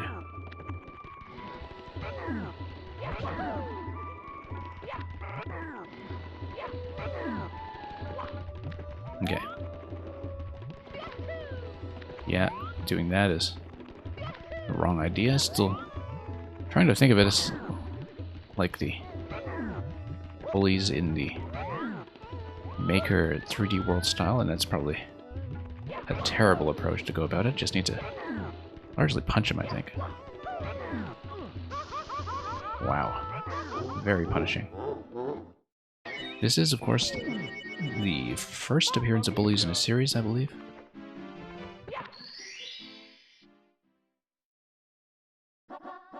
Very fun to play with them, and their collision logic in Maker 2.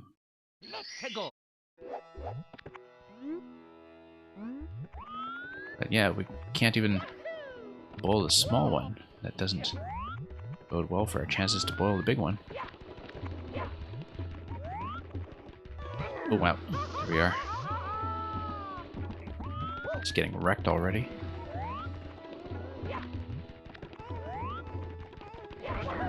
Just trying to combo him.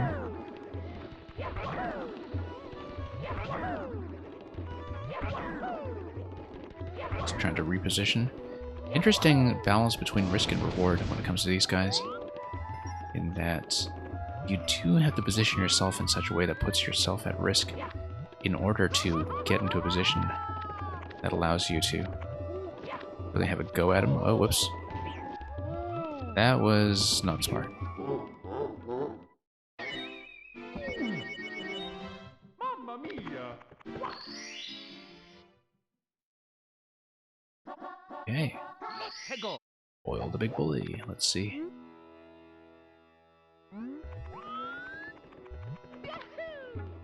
And okay.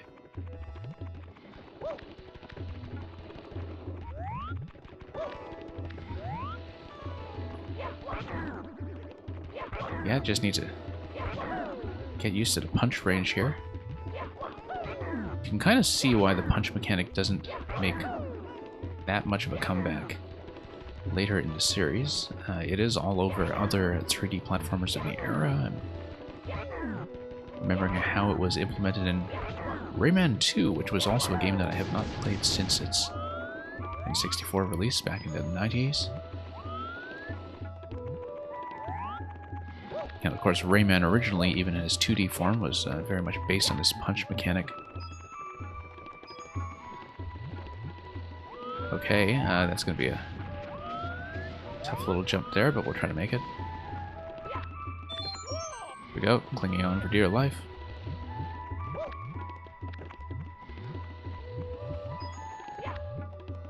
And up we go. Yep, you can kind of see that give a subtle sink. Ah, whoops. There we go. Riding it over is mostly a good idea until we run to this guy and just get smoked. Mamma mia!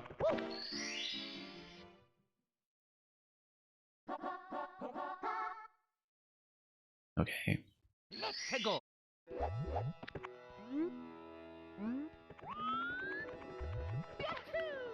Let's leap ahead. Once again, I'm going to try to make it over to that position once again. Oil him. Yeah, that's not great. I might want to grab some coins for once.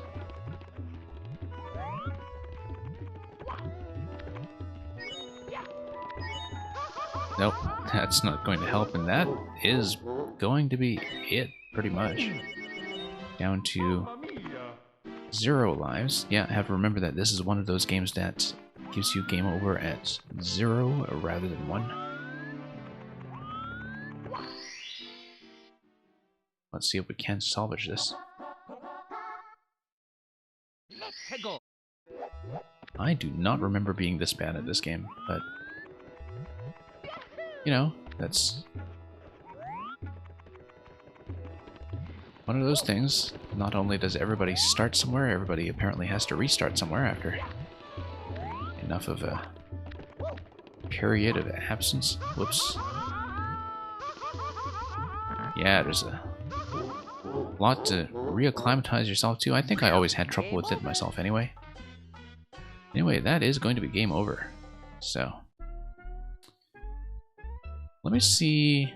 We were pretty much just at 8 stars plus the key at this point, weren't we? So yeah, really kind of an embarrassing start. But let's take a look at the scorecard so far. Yeah, barely anything to work with. Particularly for somebody who did, in fact, do this more or less completely back in the DS version. I don't think I got quite 100%, but I used to be pretty close back in the day. Wow. What a wake-up call. I don't remember if the A is actually... Oh, no, that's just file A. It just tells you which file your high score was filed under. Yeah.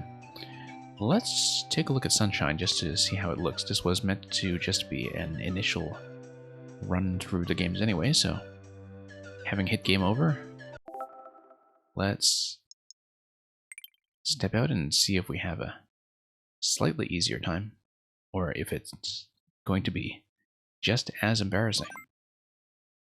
But I am eager to see how Sunshine looks in the collection, so...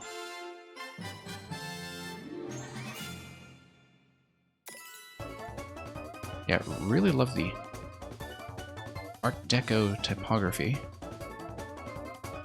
on the dates here, 1996, 2002. Yeah, when we return to do 64 more completely, we may do it perhaps in a second language. That might be a fun way to compound the existing trouble that we're having.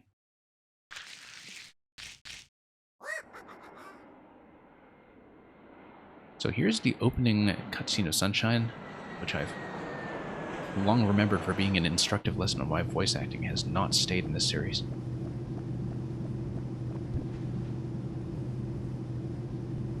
But yeah, just going to head to good old Delfino. Oh, look at that!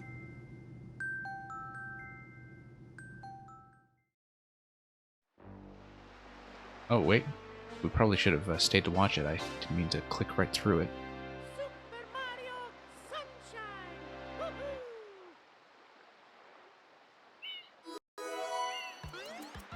Woohoo! Yeah, looks really fresh actually relative to 64. I mean, it is of course in HD, but even back in a GameCube, I think the difference was very instantaneously obvious. Rumble on, subtitles on, yeah, that's good. Let's just go file A. Give it a start, and hopefully this goes a little bit better than 64 was just now.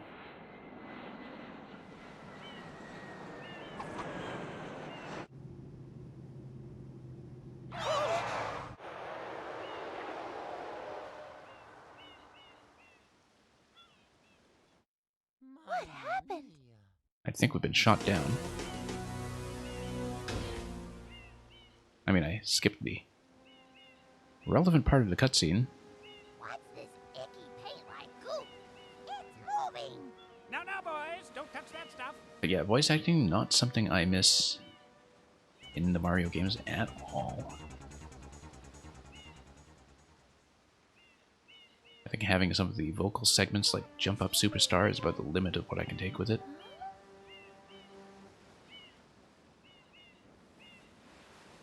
But yeah, I'm it's... most concerned with the well-being of the princess in this dreadful heat.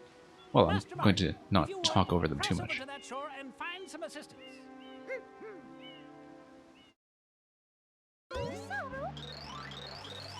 I have a bad feeling about this. Oh, no.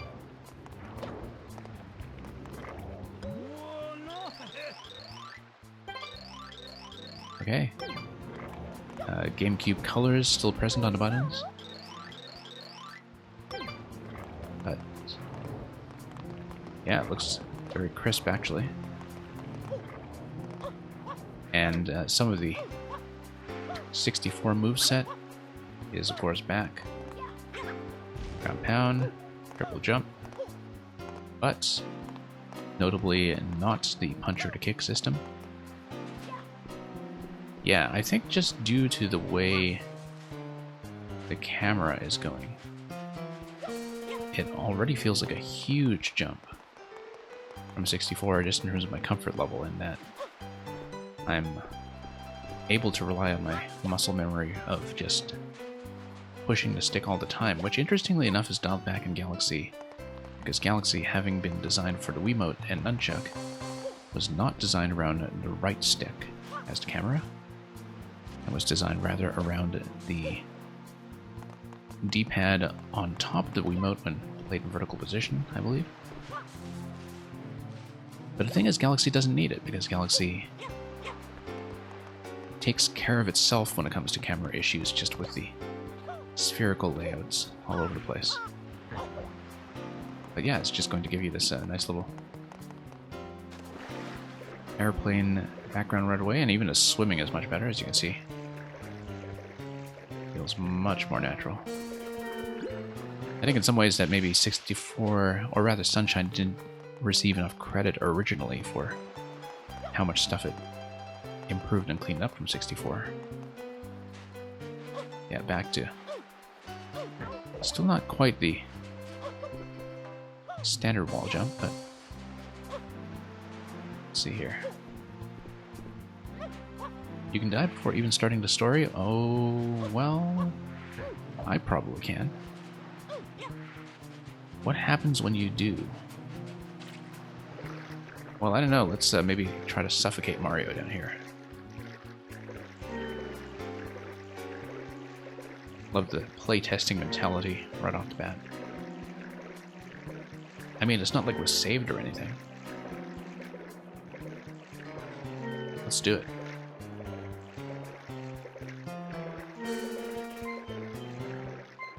And yeah, Tempest Funk. I didn't see the end of Arrow's playthrough earlier. I actually significantly delayed my plans for this game because I was busy watching the stream of how he was doing on your escape room number 1.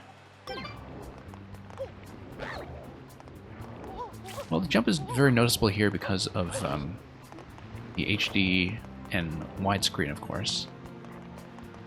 But I think the N64 to GameCube transition in general really felt huge to me. And that, as I said, I never really got into the N64 very much. I never owned it while it was current. And so I just generally have much less attachment to the N64 than a lot of Nintendo players do.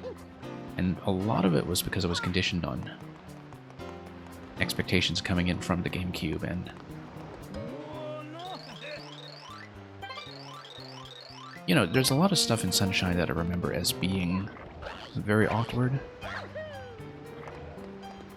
But playing it immediately after 64 or dabbling in 64 and failing miserably is not something I had really done much of before, and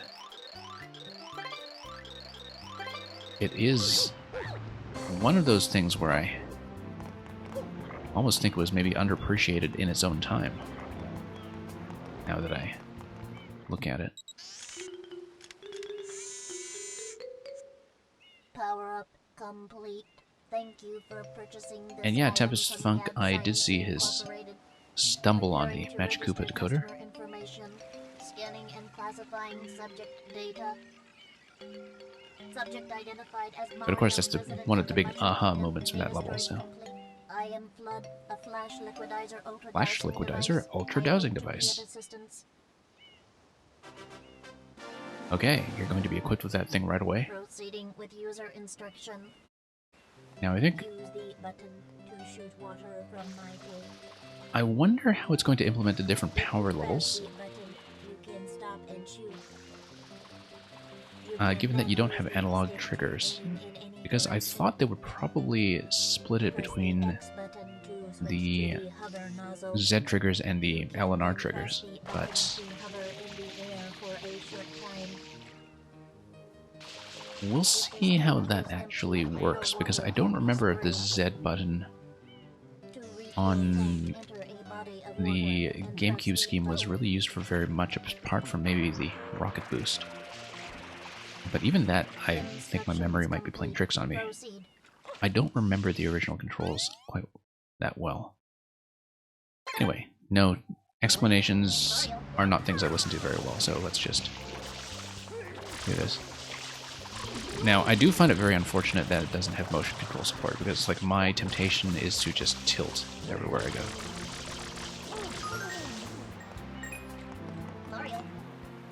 Okay. Yeah, I'm just trying to tilt, and it's actually the left stick that does this. It's all on the left stick. And so that's something I have to kind of map to my memory of Luigi's Mansion as well. But yeah, that's one thing that I was really hoping for with this remaster that I'm not getting is, since really the Wii era, Nintendo games have been fairly good, including remasters like Wind Waker HD and so on, have been very, very good about letting you do everything with motion controls. That was true of the gyro support on the 3DS as well. Now, can I use the boost here? Not really. Oh, I haven't collected a skill yet for that. Okay, yeah. I have to use the standard spray. I was trying to boost over this and clean it up from below.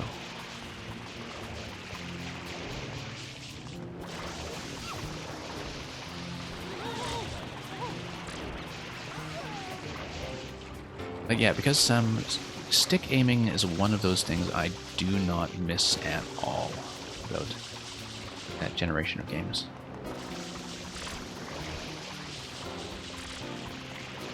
And to this day, there are a lot of games that I have to play with motion, including a lot of things that I choose to play on a PC port, for instance, so I can get gyro support bounded to my controls on Steam. Including pretty much all first-person shooters, which I've only ever been able to play either with mouse and keyboard or with motion controls. So, but of course, this aiming in this game is based on single left stick. Now, it also has the Zelda-style left trigger for the camera, ZL for the camera, which was, of course, something that mostly originated from Ocarina of Time, I think, and you can really tell when you play Mario 64 that it doesn't have that.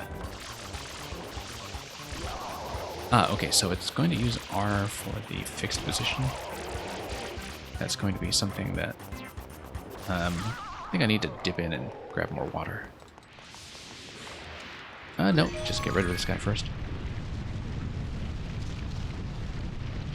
Did you jump back into and play the entirety of the original Doom with gyro? Okay, interesting, because that kind of caught my attention as well.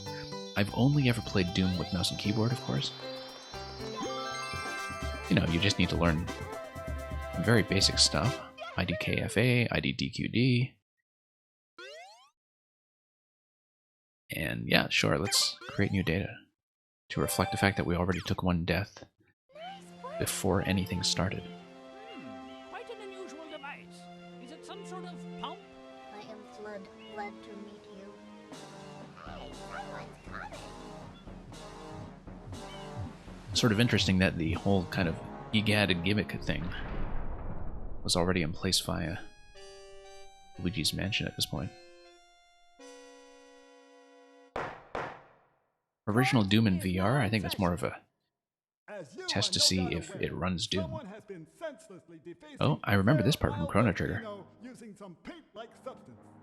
The accused is charged with polluting our beautiful home, and yes, endangering our very way of life. Indeed, how can one not be aware of what is going on? Though it is daytime in Delfino Plaza, our poor residents tremble beneath a veil of darkness. Expert shine scholars. I think the lawyer doesn't actually return, which is too bad. All of our guardians, the Shine Sprites, have vanished from their gathering spot at the Shine Gate. The reason? It's quite obvious. This horrible graffiti is to blame. Okay. Behold this sketch of the perpetrator based on eyewitness descriptions. Kind of a nice wanted poster, actually. The guilty party sits among us. It is none other than Mario. Objection! Overruled. I judge the defendant guilty as charged. I hereby order the defendant to clean this entire island. Until Isle Delfino is completely free of his vile handiwork, Mario shall not be allowed to leave. You know, this is the only evidence in the entirety of the Mushroom Kingdom and environs of an actual justice system. This appears to be quite a predicament, Mario. Data analysis. I mean, because you see dungeons all the time and, you know, Mario thrown in Bowser's prisons and so on, but itself is not the main problem. Mario, like an actual legal framework? At the airstrip, correct? It is a Shine Sprite. Shine Sprites are the source of power on Isle Delfino. They used to gather in great numbers at the Shine Gate, but the graffiti incident has polluted the island and most of the Shine Sprites have fled. There is no longer any power to support the peaceful lifestyle of the islanders. It is most pitiable. The only way to I'd actually totally forgotten about what the pretext in the plot was for the Shine Sprites. The perpetrator is likely at work even as we speak.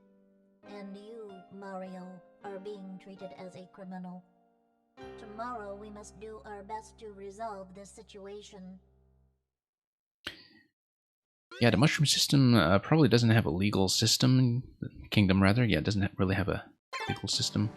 Go straight that way. I suppose so, but then, you know, if Peach is the judge and jury and Peach constantly gets kidnapped, what does that say? And remember, we'll be watching you, pal.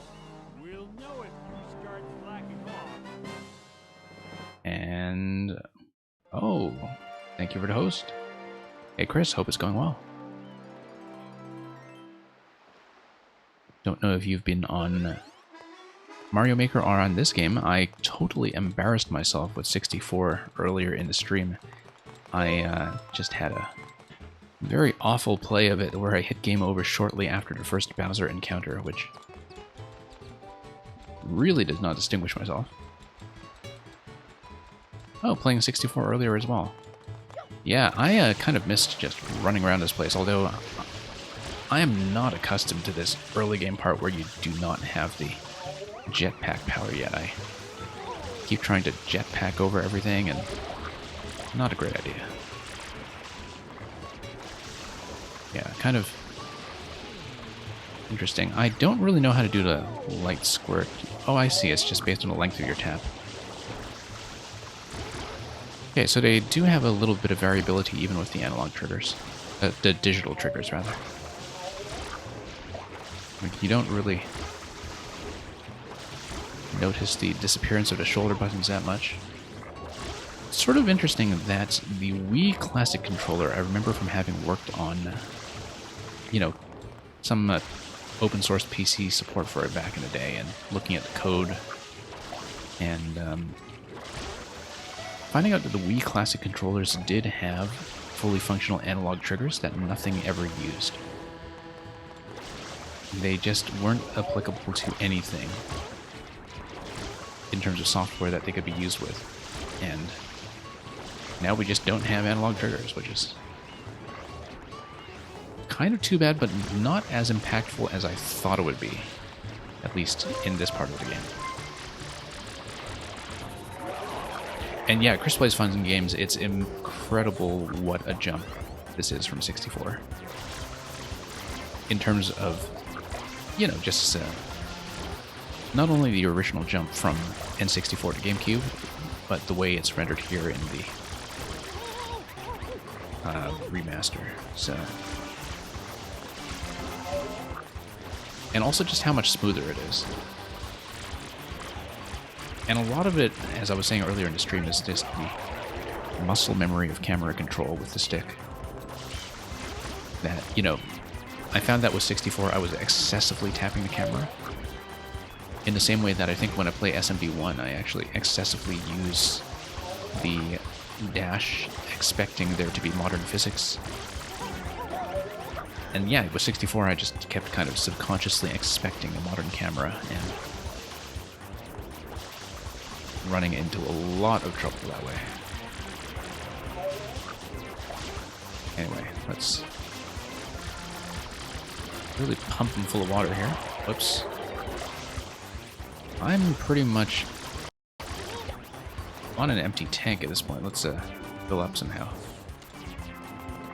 Okay, if I fill up, I need to get back on, though. Can I get back on? And no, fountain right there.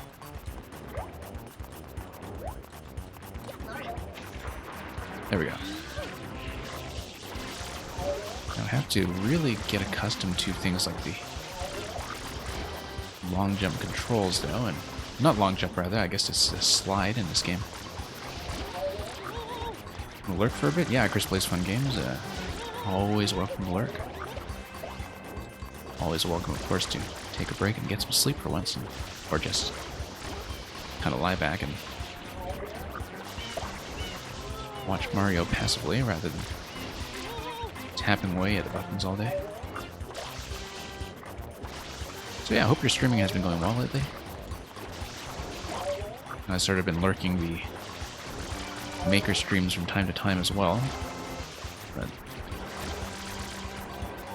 kind of nice to get back to streaming. I did have to take a break for a bit of September, or at least reduce my schedule for a bit of September, because I was busy moving, but now I have a much more stable internet connection than I did before.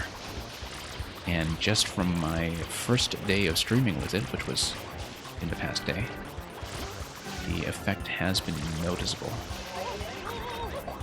It's actually amazing how much of a difference it makes, just from the point of view of stability. I need to actually spray this guy directly. Let's oops. And once again, I really have this habit of just expecting to tilt with gyro. I honestly hope they patch that in. When I lock my position, I just have this tacit expectation that gyro is going to work. And, you know, it's Nintendo that conditioned me to expect that.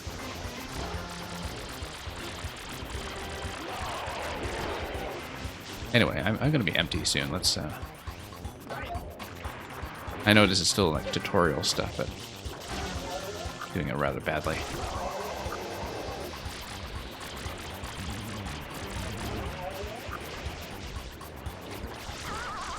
Okay, there we go, finally. And, okay.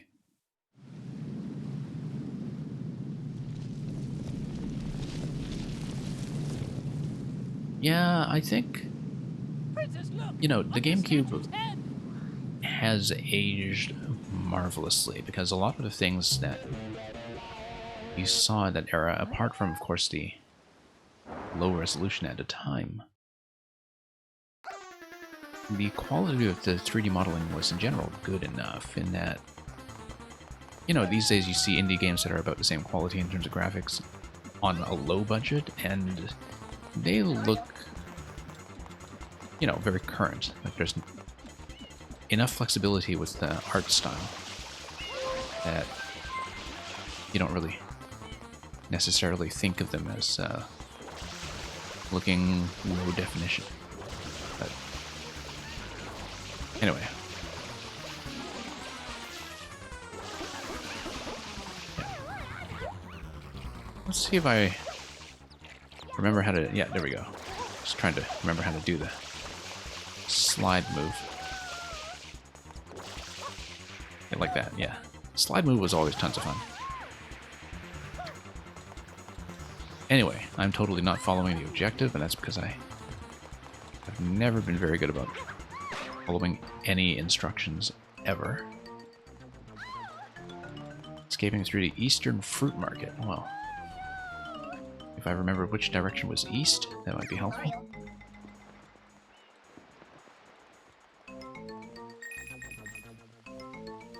And, let's see here. And yeah, safety, I think in general, when it comes to the N64 era of games... Oh, hey, we got a blue coin. When it comes to the N64 era, I generally prefer the remakes that have been done. And that's true of both of the 3D Zeldas on 3DS, as well as 64DS. Despite the fact that 64DS, obviously the limiting factor is the control scheme, which was designed for the thumb strap touchpad. You know, if you put on a thumb strap and moved it over to 3DS, oh sorry, the DS lower screen that way.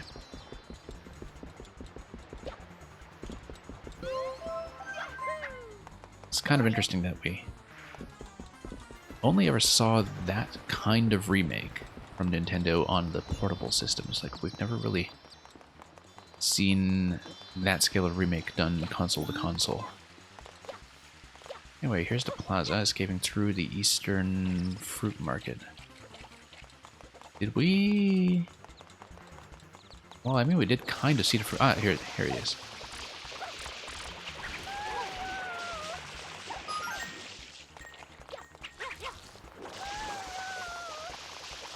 Okay. And yeah, I really love the animation here. Still really in tutorial zone, but cool. give it a chase here.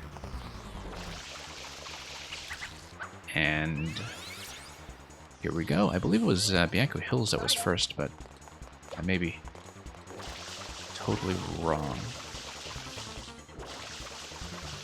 Because it has been long enough that, you know, who knows. Yeah, the gyro habit is going to bug me all game. I can tell that already. And yeah, low poly 3D is very much a style. I think there's certainly a valid argument for having done 64 in this HD version as something that's very faithful to 64. Even as somebody who prefers 64 DS, it is in many respects a different game. It's funny because I never liked the Super Nintendo All-Stars art style when applied to SMB 1, 2, and 3. I was never fond of that. So yeah, but I guess it's one of those things where, you know, I never really liked the a lot of the low poly 3D style in the N64 and PS1 era, even when it was current. Like, it was not something that I was terribly impressed with. I mean, I was impressed with it from a tech level, but really not so much from a design level. And yeah, I remember sliding down this segment lots of times. Okay. Really need to get that jetpack going, because despite not having played this game in about a dozen years, I last played it on the Wii, probably using the backwards compatibility with my GameCube disc. Despite not having played it for so long, I do have a certain kind of distant muscle memory where I want to use the powers as though I've unlocked them. Okay. Here we are.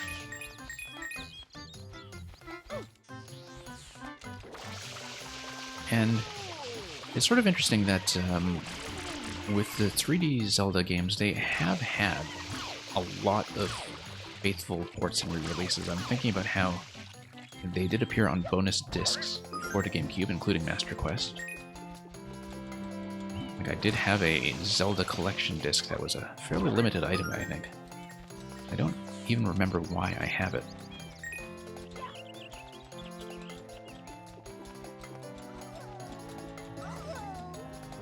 But yeah, at the same time, I do think that the kind of work that has gone into the portable remakes is something that deserves to be either preserved or continued.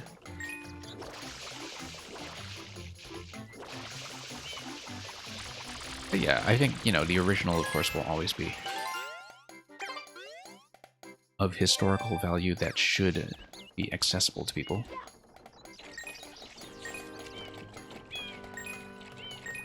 But it's more that subjectively, you know, I've just personally never been attached to the 64 style, or really much of the 64 era. I mean, Paper Mario looks great from that era, and I always found it to be the most appealing 64 game visually, and which is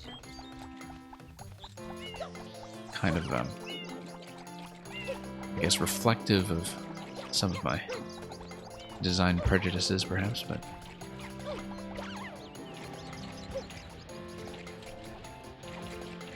yeah, I think that's probably why I have it. It was a compilation disc that's... There were two different compilation discs, I think. One that included Ocarina and Master Quest, and one that included both N64 games as well as a GameCube port of the original NES Zelda. And it's the second one that I have, I think. But anyway, like, they are games that have been very widely re-released, and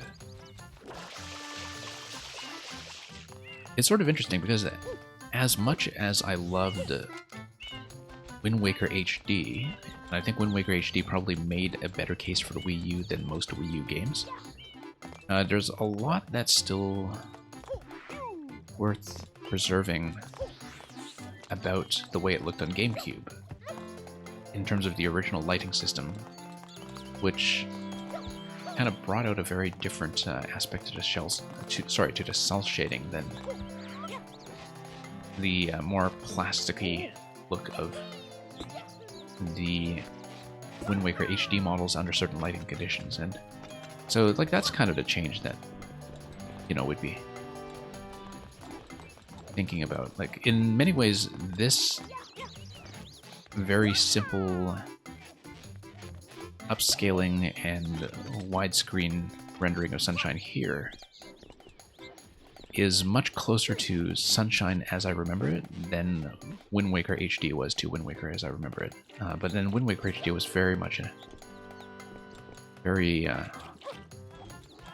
high-effort original product in the way that I think some people envisioned these to go, but Sunshine here honestly looks great. Anyway, I'm just kind of fooling around and not really chasing objectives at this point. Yeah, amazing how crisp the wall jump feels. As I was saying earlier when I was playing 64, I could not believe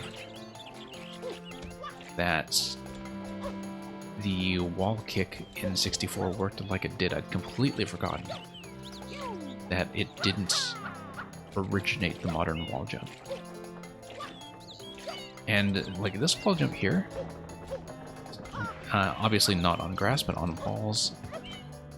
Not on moss, rather, but on walls, like, it has this really generous point of contact. Like, after playing so much Mario Maker, where you just kind of slip the wall jumps all the time, and sometimes have levels that are designed around really narrow timing windows, it's actually very satisfying to have a wall jump that makes tons of contact, and which you feel through the rumble as well, although I think that's just ported from the original rumble support.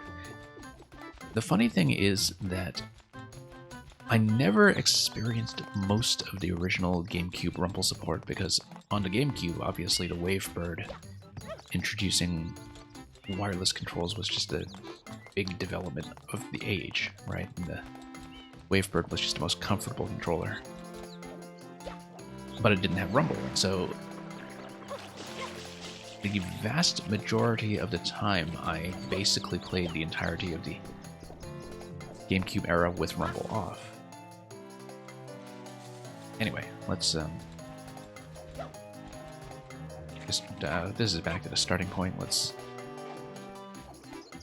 I'm just mostly fooling around at this point, but we'll see where we can traverse.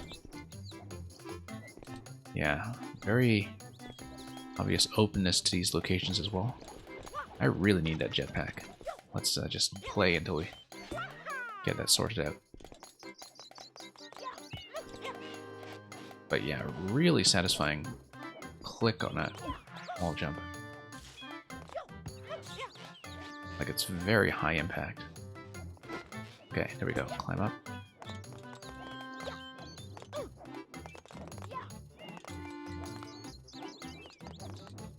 Not a fan of the bloom effect. I'm okay with the bloom effect for the most part. It's more that sometimes it really exposes the 3D-ness of the Wind Waker models in a way that was much better disguised by the more muted lighting scheme of the original. That original lighting scheme was far more committed to it looking like a 2D cartoon in motion that just happened to be powered by 3D models.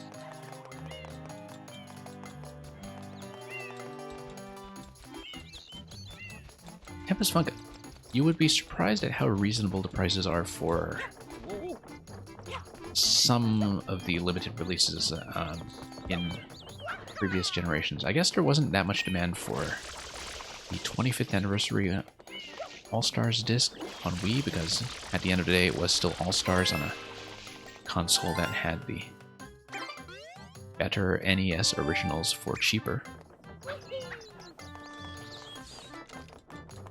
But I was doing a bit of, price research on the current Nintendo secondary market prior to ordering this game, and also prior to deciding whether I would want to get it digital or physical, and ultimately choosing physical and...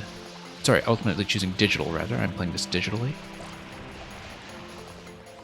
And a lot of what informed that decision was that, like, now that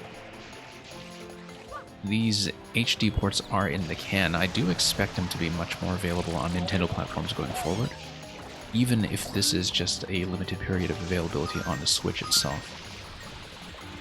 That, you know, I don't think they're going to be in as much of a Disney Vault situation as people suspected. I really have to work my aim here.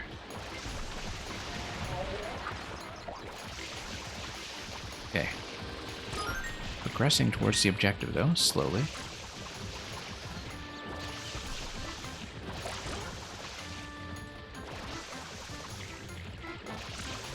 But yeah, I do love a lot about Wind Waker HD, though. Like I said, I think it makes the best case for the Wii U gamepad as a controller. And just a lot of the Wii U features while they were active, like Miiverse. It was just a very complete demonstration of what the system can do. And it's too bad because, like, you know, the next time Wind Waker comes back, a lot of that will once again have to be replaced. That's... yeah, that's something that will have to be dealt with for whichever hardware it winds up on.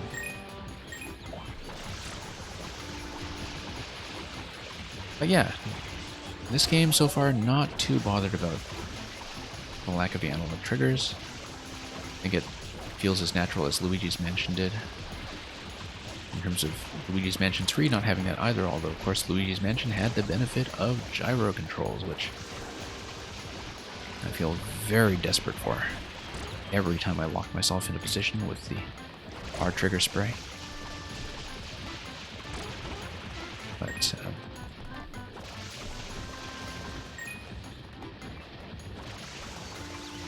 let's see here. Anyway, don't need to be obsessive compulsive about clearing absolutely everything just yet. I think I still have some Splatoon habits when it comes to just spraying down everything.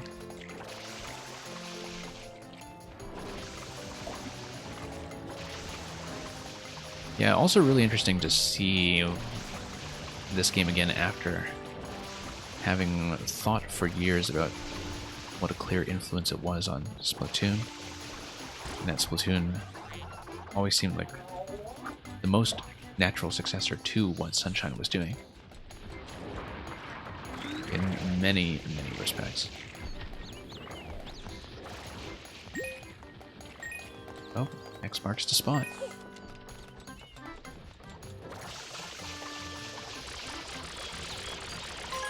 Yeah, not really tracking which blue coins we have so far, and I remember that being the major obstacle to trying to do 100% in this game.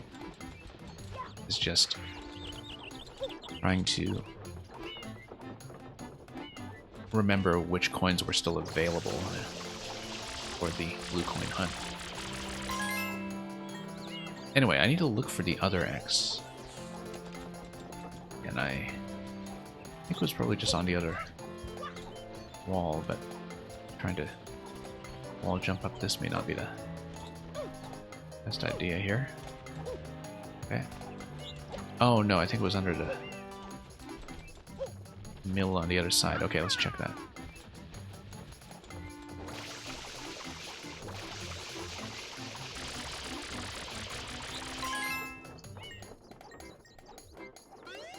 Yeah.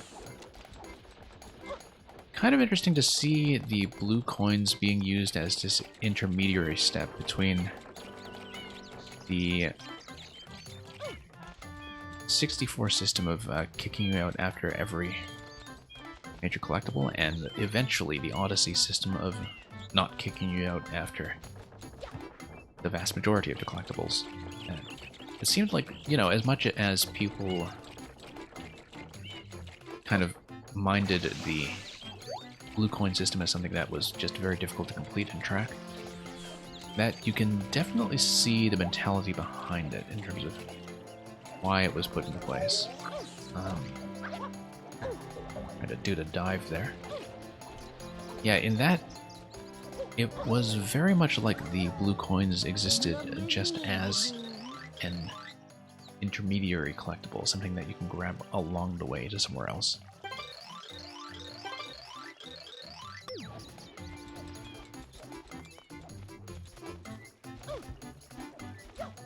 Now, I think by the time that Sunshine came out, the 3D platformer as a genre had worked out a lot of growing pains like that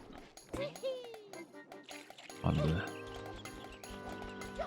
long yet very time-compressed road from Mario 64.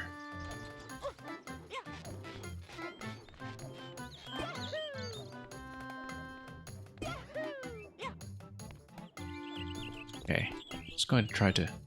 Whoops, I was trying to do the jump and dive, but not great positioning there.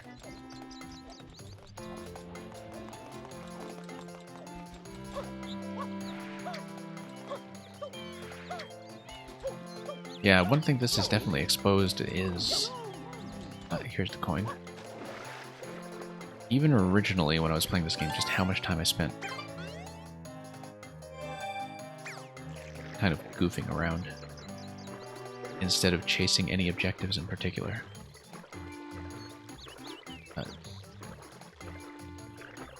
That's what, in many ways, these games are built for. The whole 64 Sunshine Odyssey line. Just these very vast playgrounds for your moveset, where there's something kind of enjoyable about, you know, just playing it even aimlessly.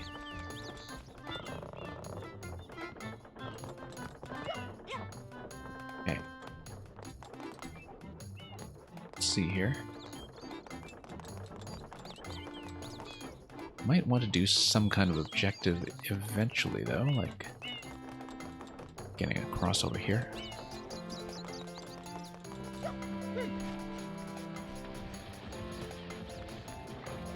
And whoops.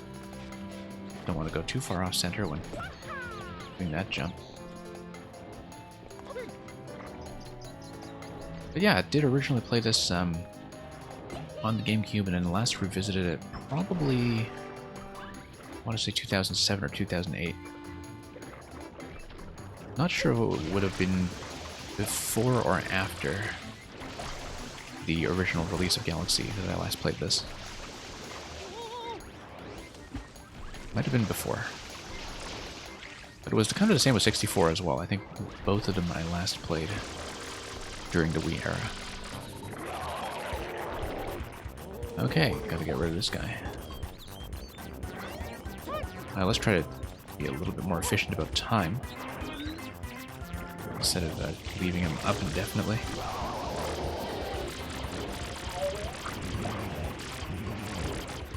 Yeah. Gotta shoot him directly in the face.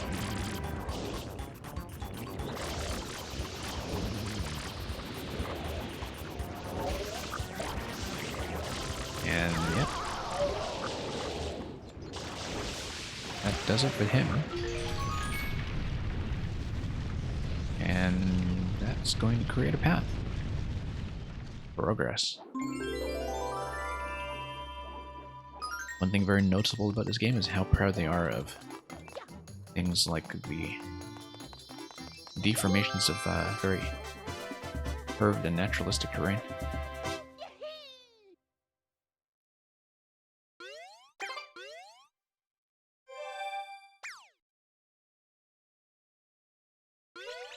Yeah, I think certainly playing on a GameCube at a time, I might not have seen in such a stark contrast what a technical leap in generations it is.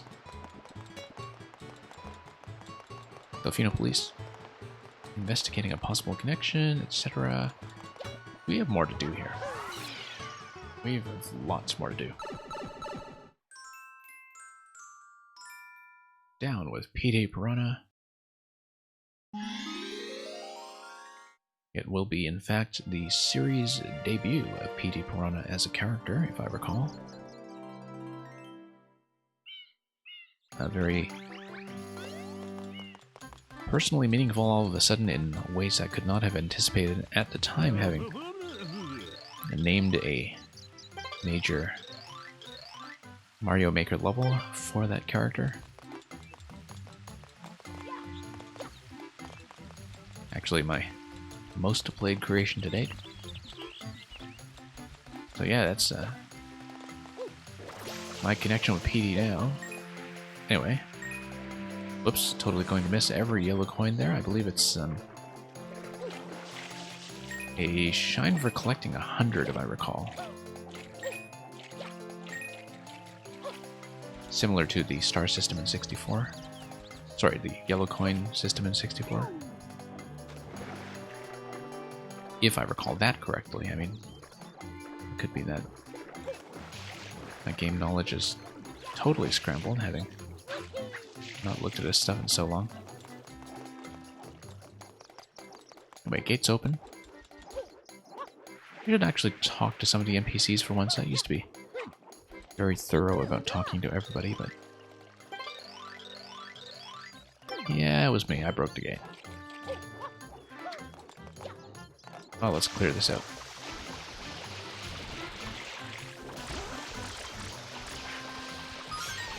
And turns out watering the plants doesn't do what watering the plants usually does. Filling them to bursting. I believe there is something in the treetops here, but we'll check that afterwards.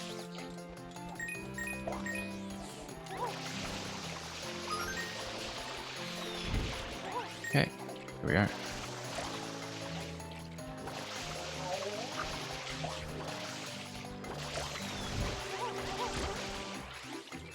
And yeah, so far I don't know how much of 64 and Sunshine I'll ultimately commit to streaming. I mean, this is very much just a first look at the collection. I definitely want to show off Galaxy all the way to 100% because it is a game that is very dear to me. And so we'll probably be doing Galaxy, not today, but as a regular feature at some point. Just to see all of it once again.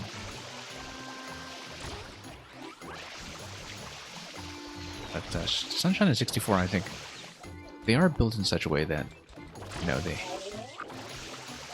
are very fitting for just fooling around at your own pace. Just very good fit for the Switch in that way. They are games that you can just pick up and run around in.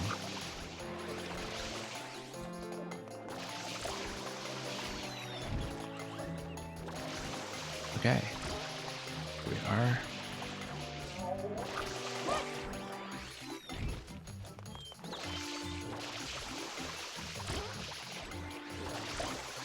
And yeah, oddly satisfying to just spray things down. I think it's the kind of thing that might have seemed a bit tedious originally, but it's actually kind of satisfying. Just to turn on the tap and go to town on everything. Anyway, let's actually head up to the PD fight that I remember somewhat. Whoops. Danger, the bridge is out. Use the hover nozzle. Have we had to hover all this time? Whoops. Nope, that's the wrong button.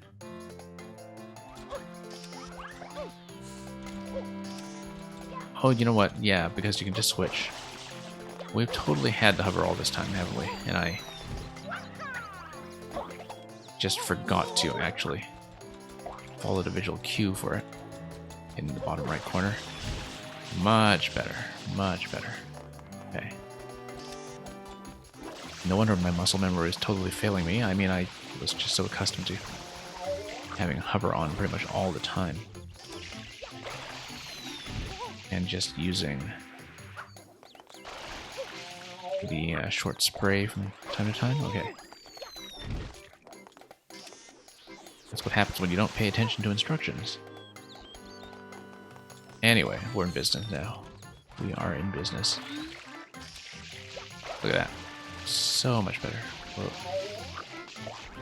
Gonna power our way through this now, and... yeah. Way better. But hey, that's what a little tutorial segment like this is for.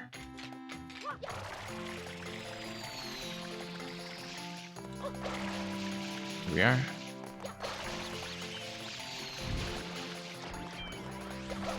Amazing how this also kind of makes a reappearance in Splatoon with its various special weapons. Kind of want to be firing from the sky with this. Now, of course, it's a rocket jump that you really get brought back in full force in Splatoon. But that's going to be some time away, I think. I believe it's the last thing you get. Maybe you should try using the hover nozzle while not in the way. Take out these guys.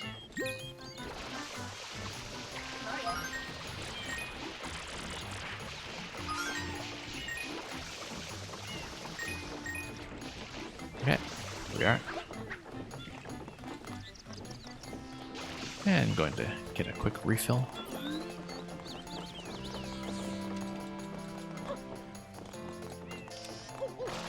Here we are.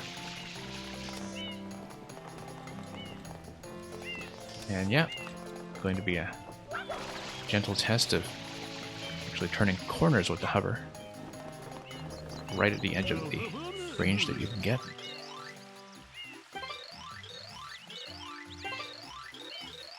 Yeah, I can handle it.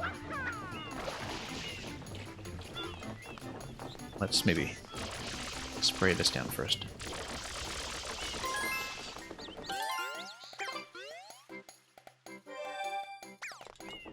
Okay, got 6 of those. Up we go.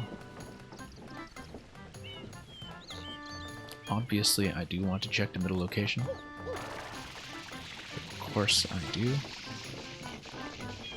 And, yeah, what's this? Not relevant just yet. Forgotten all about that. Anyway, going to get a bit of a correction once again. Whoops.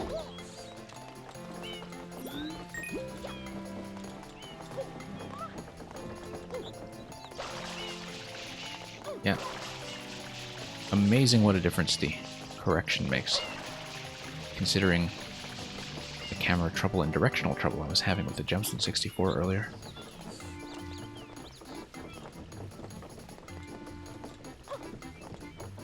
Okay, let's get on up.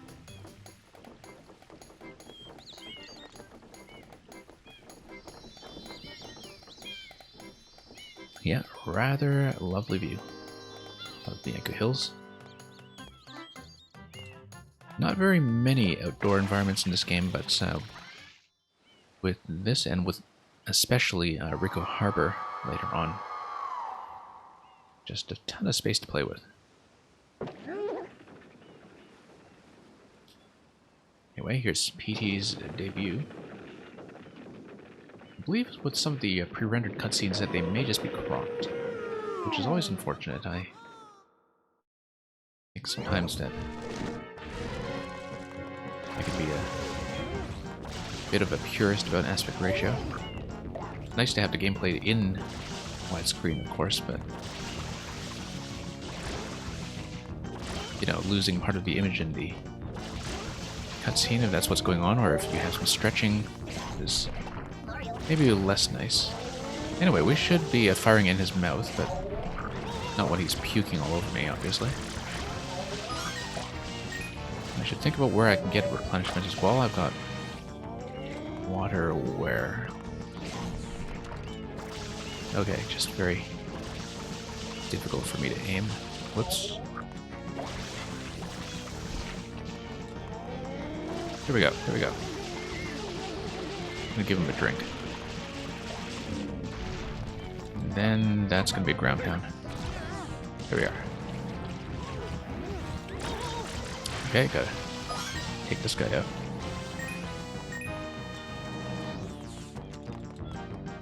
Okay.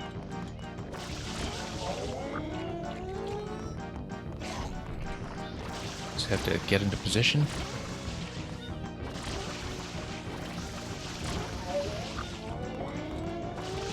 Oh, no. Missing everything.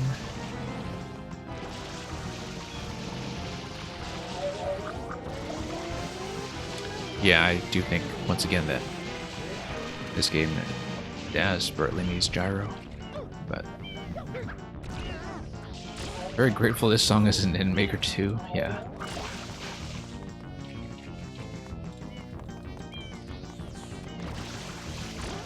Yeah, I have to say that, you know,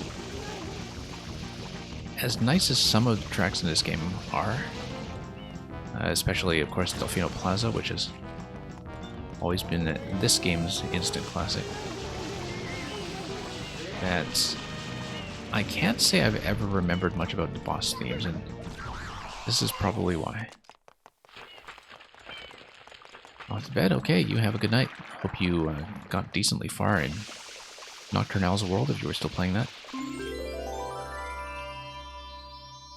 I'm probably not going to be on for too much longer, despite the description of the stream as a Super Mario 3D all-nighter, but we'll see how long I can go before I feel like dropping off. So yeah, thanks for hanging out. Always glad to have a bit of company here for some of the single-player stuff. Really spoiled for choice this week between wanting to do this and Ori and the Will of the Wisp, which I think would be a very good fit for what I usually play, and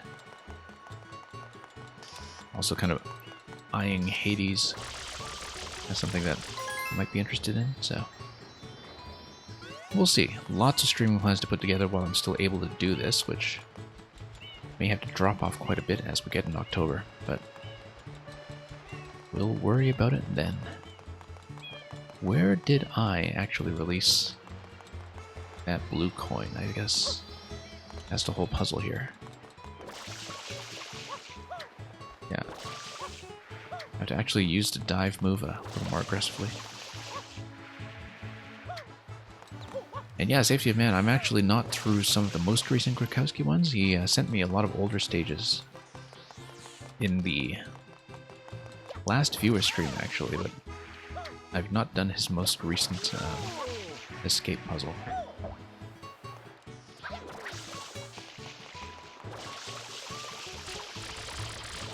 But yeah, Safety of Man, if you're into the escape rooms, you definitely need to get in on Tempest Funks if you haven't been following the recent streams of that, or even if you have.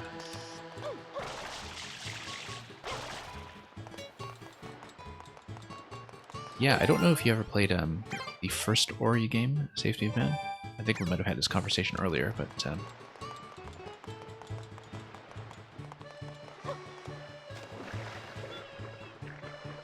yeah, quite a lot that I was interested in going into Ori 2.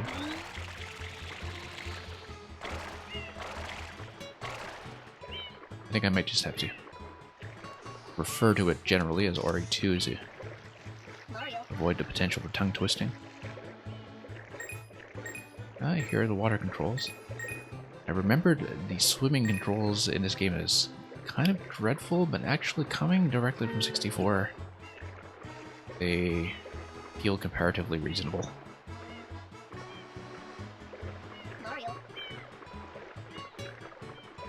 Yeah, Ori 1 is kind of a strange game in some ways. Very beautiful. Very, very beautiful, but it's got a kind of platformer element and a very straightforward Metroid-style element. And I found that sometimes they clash.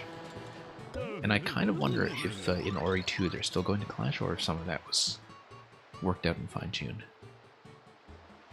But we'll see soon enough. Sure, let's... Oh, we can't peel that off yet. Okay. That's still fire. Can I put that out? Oh, whoops. Why not? Totally forgotten there were lives in this game. Despite that being extremely relevant to 64, since 64 we actually did hit game over. Anyway, let's spray this down if we can.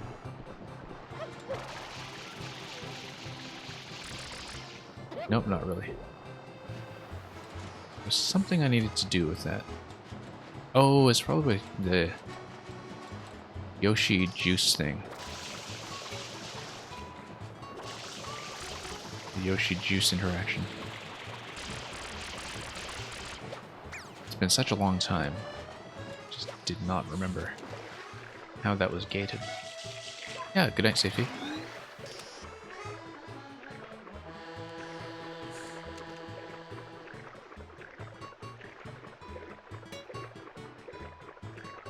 And what do we got? Mario. Yeah, trying to boost, but again, I need to unlock the rocket power for that.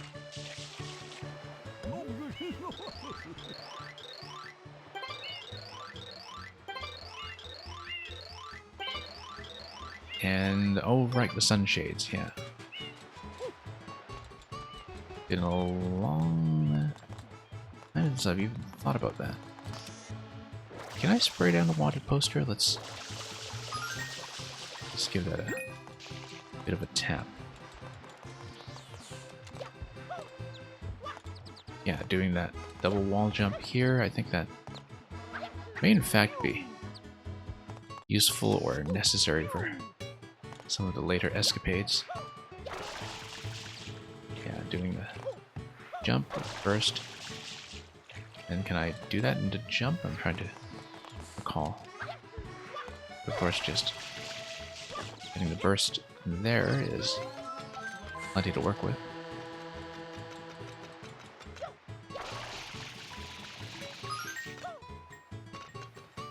And here, more fire.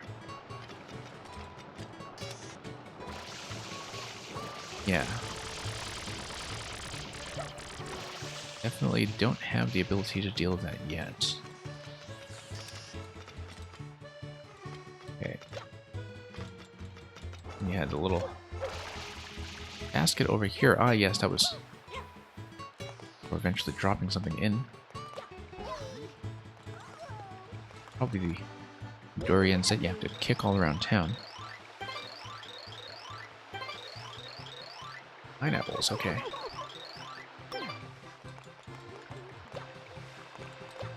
I'll consider it.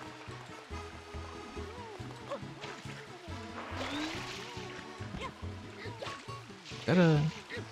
Actually, I couldn't even see what kind of fruit that was. Can I wall jump when holding an object? Yes, I can.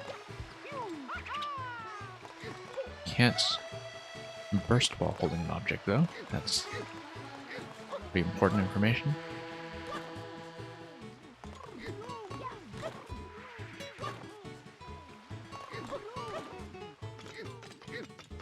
Okay, there we go. Oh, whoops. That's clearly the way.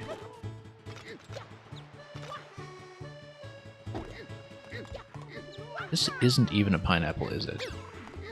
Couldn't actually see what I'm carrying. No, it's totally not. This is a pineapple. Here we go. Or... hang on.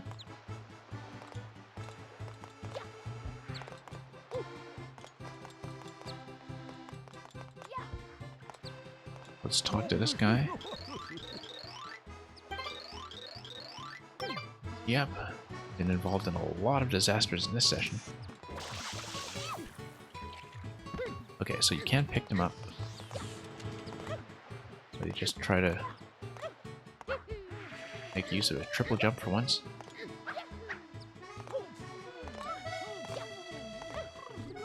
Oh, or just a wall jump, to be honest. There we go.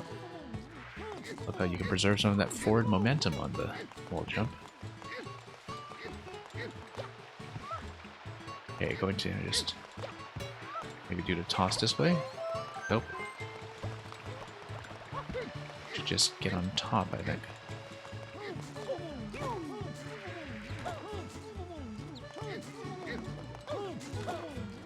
Okay, here we go.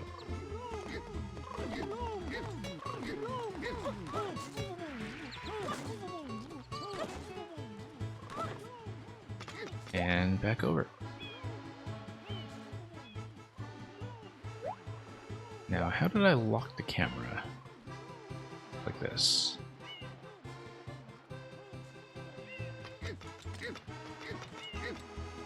Wait.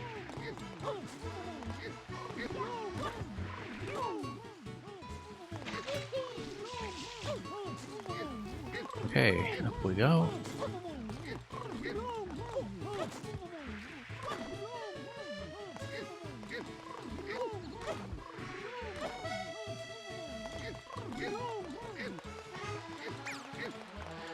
Maybe just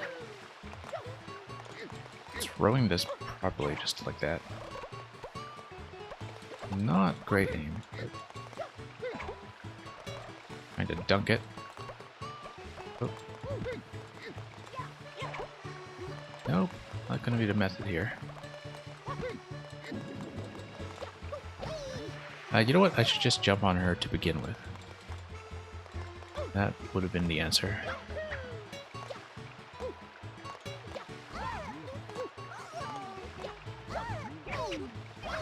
Yeah. That's okay. We'll deal with that another day.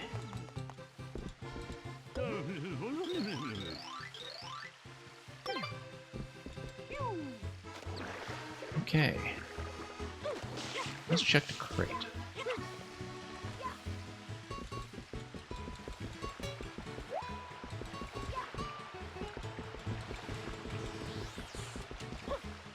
We just want to pound on it. Aha.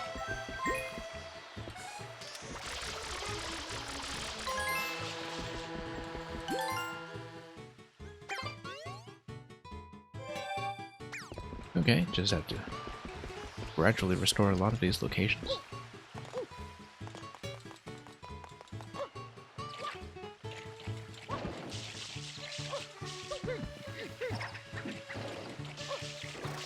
And what do we got here? Yep.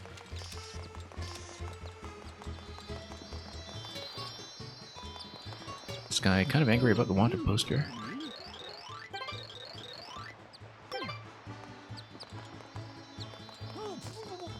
Angry about the letter M, but aha, this is the exit point for the thing we were spraying down earlier, so let's just keep that geographically in mind. Ooh, it's goopy. Let's clear it. This is where the boathouse has disappeared. Whoop.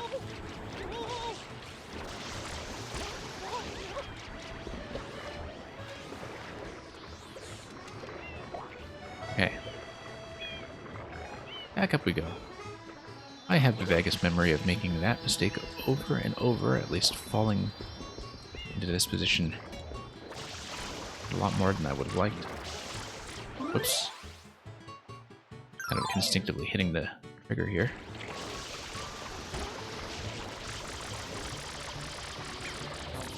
It is kind of true that I have not made much use of the map system.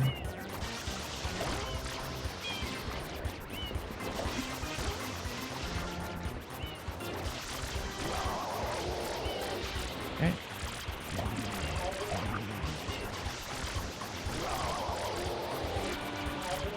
Spray everything down.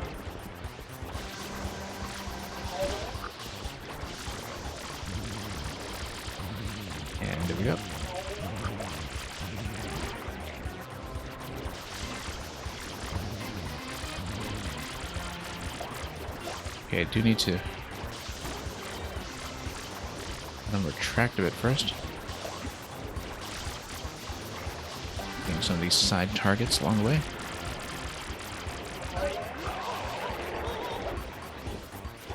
Yeah. There we go.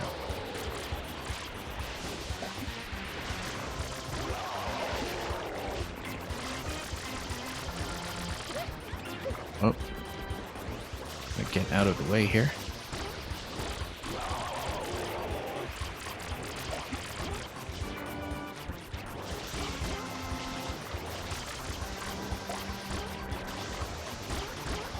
And yeah, probably not an efficient way of doing this, but just have to aim properly at once.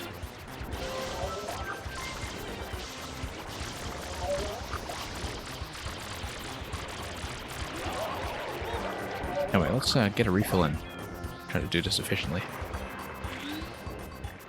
Should have swapped between these to begin with as a way of making this work.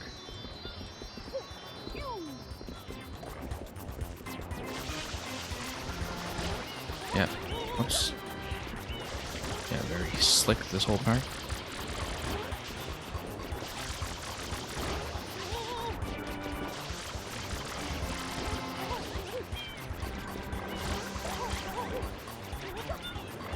Okay.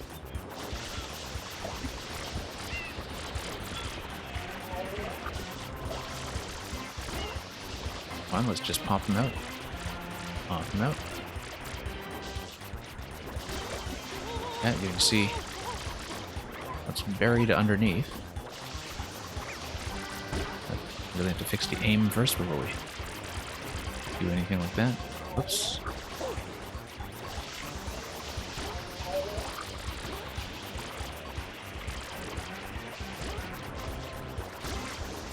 Okay. Just gonna finally dump that on him. Okay. Finally, actually getting the mouth. There we go. There we go. Need to work on the aim.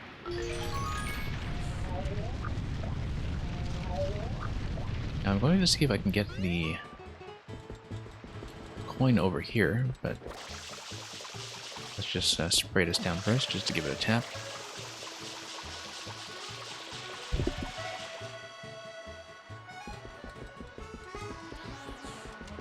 And we'll get back there.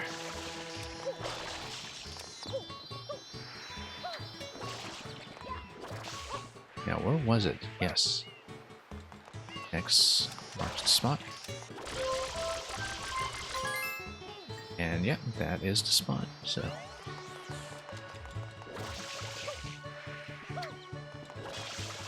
Okay, getting a little bit more accustomed to the movement again.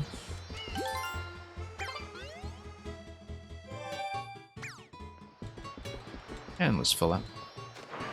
Well, we can do that once we are actually in the harbor.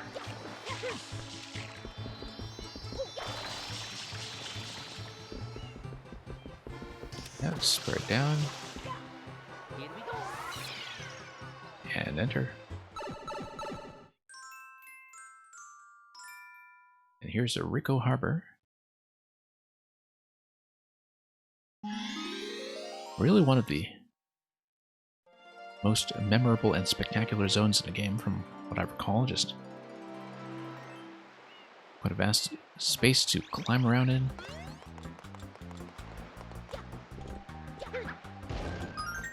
Got a couple of Yoshi challenges here too, of course, but that's going to be later on after we do some of the initial blooper business.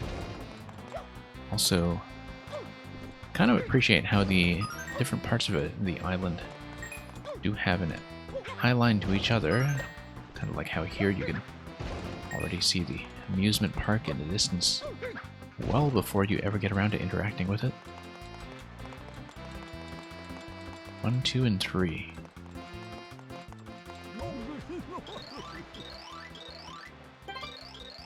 And yeah, I guess we're not ready for the sunshades yet. spray down. Grab a coin. Okay, pretty satisfying. And yeah, we can check the underground, why not?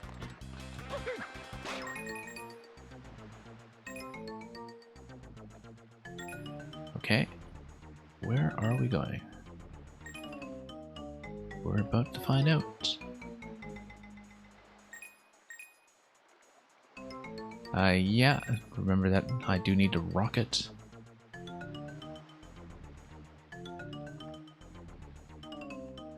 And what do we have here? Yeah, same thing. Rocket exits galore.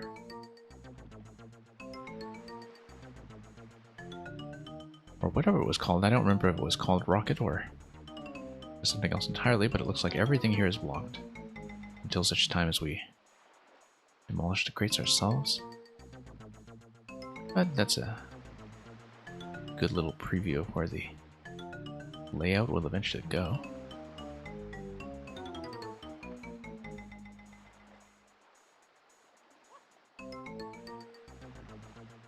Okay.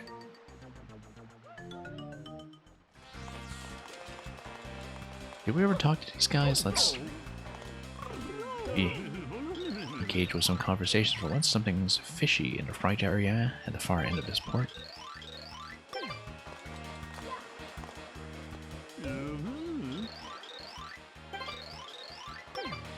Well, let's take out the Goober Bloober, which also recently made a comeback in Paper Mario: The Origami King. Kind of nice to see all this again, actually. The fence climbing that was, of course, a product of Super Mario World originally.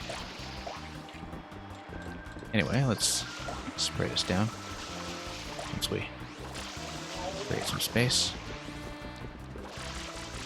Oops. Yeah, do have to fight with a camera a little bit sometimes. Oh wait, let's lock the position.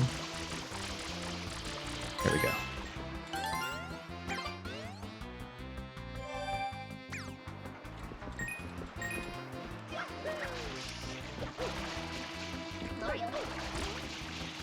Okay.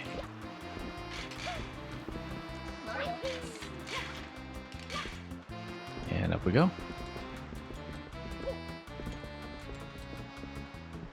Feel like we sort of can just climb up and flip around like that.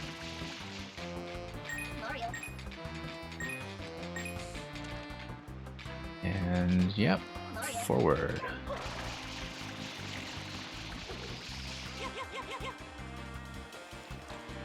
Yeah, I really do love the freedom of movement around all the geometry in this level. We should wait for the crane to swing around, I think, because we want to take the upper level. There we go. Very daring maneuver. Ah, whoops. Totally missed. Right idea. You can see the blue coin on top of that position. Let's just go back up. After we fill the tank.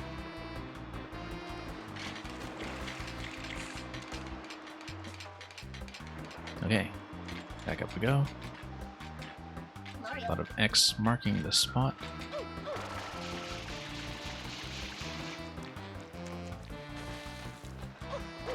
And once again. Whoops. Yeah, really do have to fix up our positioning there.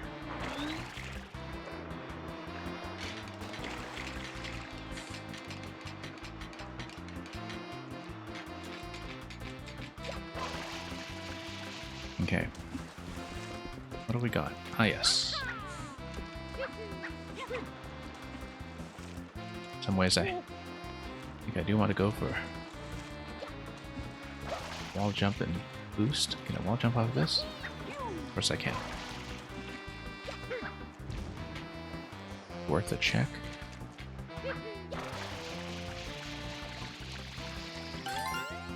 And indeed, that will get me a little higher than we had gone before. This guy is going to dash around being a nuisance. Oh, wow. That was a slap. But yeah. Love the openness of this space and just how much traversal you can do early on in totally undirected fashion. We'd better spray that guy out of the way.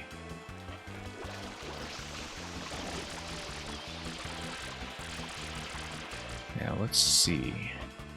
I wanted to go for the other blue coin that we passed on top of the train or thereabouts. Let me get my bearings once again. See where I've been going all this time. Oops. And it was down here, yes.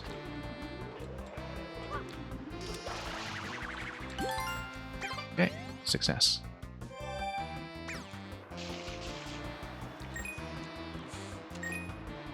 Yeah, not really going to get all the way over to the boat, I think.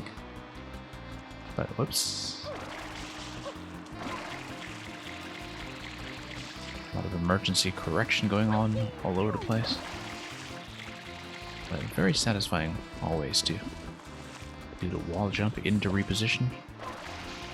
As with the beast suit later in Galaxy, I think it was something that reminded me quite directly of the way the hover works in this game.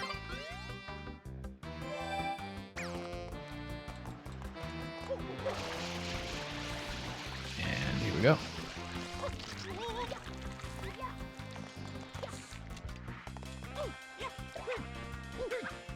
Okay, I'm gonna punch that out and grab the shroom.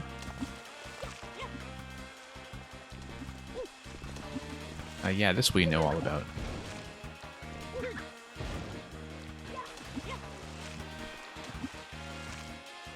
Guess we have to make our way over to the Koopa Blooper eventually. Let's try to stun and then stomp if I can actually land on them accurately for a change. Yeah, oh, quite a lot of these guys. Actually, you can just kick them directly. No need to bother with positioning the jump.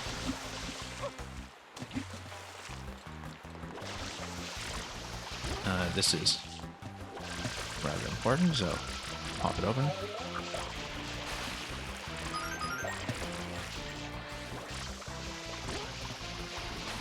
And yeah, sometimes just a little bit of standing still in this game too. Get things to behave. I think everything with a position lock once again would just be smoother if they patched in motion controls for it, but we'll see. Okay, give him a kick.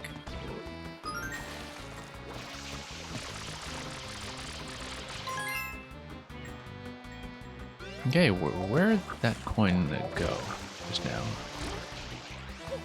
I feel like it was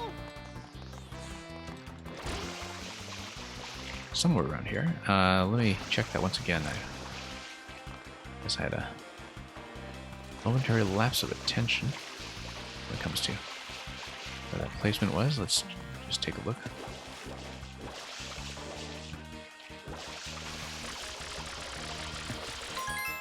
Ah, all the way over there, okay.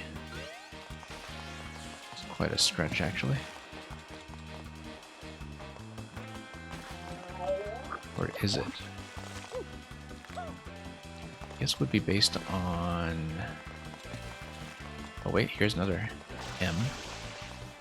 Other M.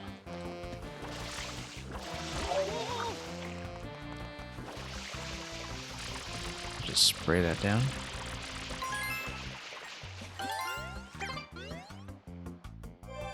And take a bit of a dive.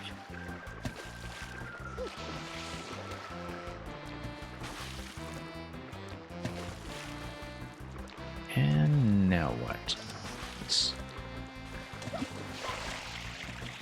Okay. Let me check the position on this once more. I think it's actually later in Plaza.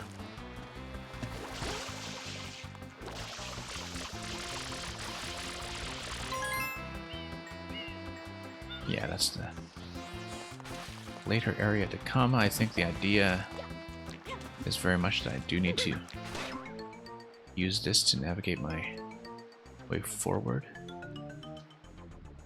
And do that quickly once breaking open the other entrances, so let's do that and then come back here. That coin.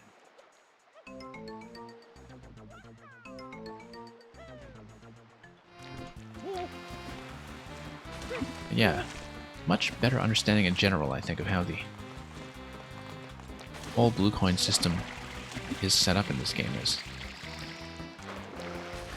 a series of free-flowing minor collectibles.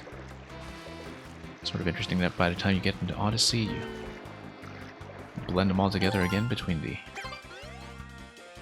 more significant objective-based moons and the ones that are just kind of waiting to be collected along the way.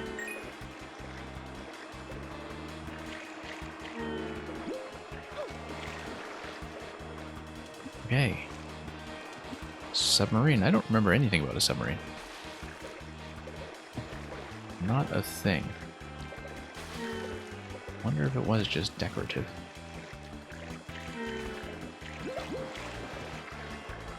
Anyway. Yeah, that's going to do a whole lot of nothing.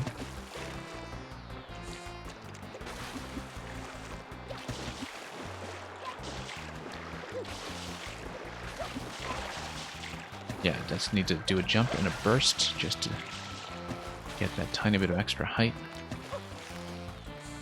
Let's try to get back to where we were before.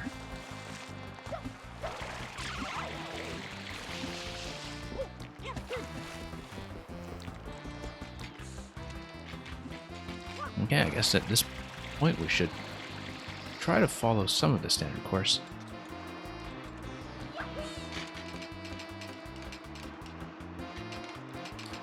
A whole lot that you can climb around, of course. Using the jump to clip onto the ceiling, that's the first we've seen of that in this playthrough.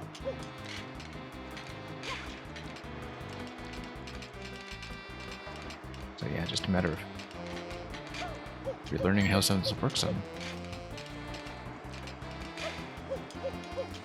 a scale and context that won't be overly demanding, unlike some of the races you see in later zones.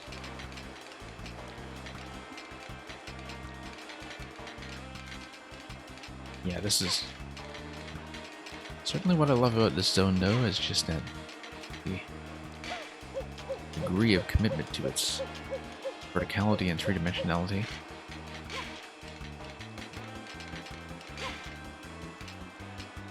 Okay. Spin this around.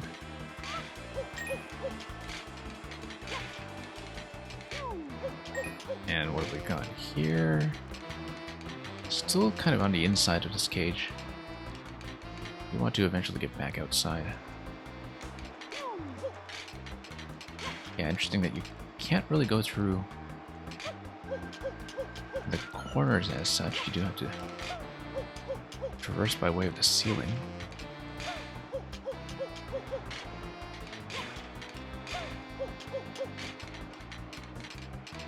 And yeah, almost out of here. Almost out of here. There we go.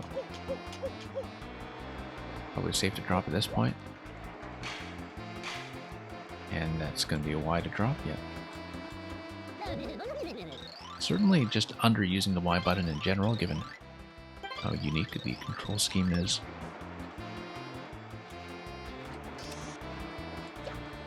No, wrong button. I was going to use the burst, and instead we've got a lot of ground to recover.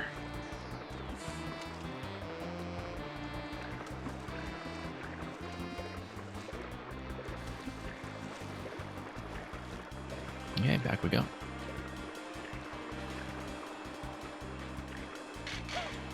Whoops.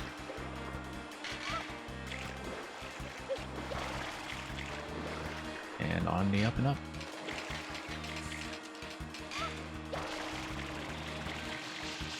Okay, that shortcuts some things.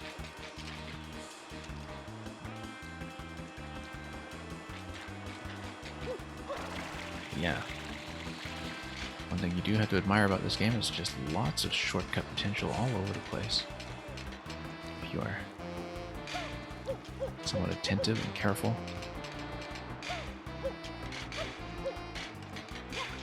I need to sometimes watch which layer I'm on. But at this point I think I know my way around.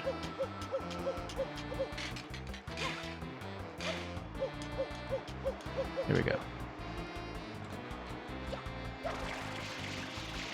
And I do have to watch my shadow a bit just to get everything to line up properly. And here we're just going to give that a spray.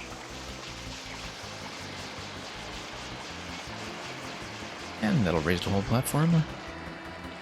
And raise the sub, actually. Oh, wow. Okay.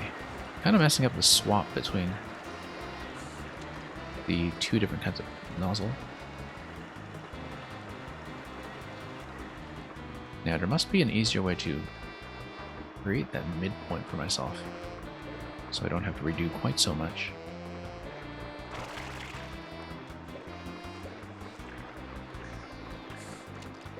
Yeah, very soft safety nets all over the zone, just with the way the water is put together underneath you the whole way. But it does mean that some of the resets can be rather spectacularly long if you just get yourself into the right kind of trouble, positionally speaking.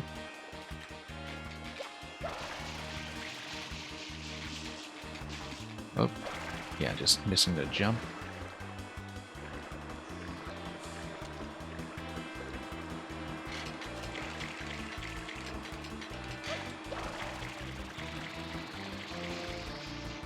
And okay.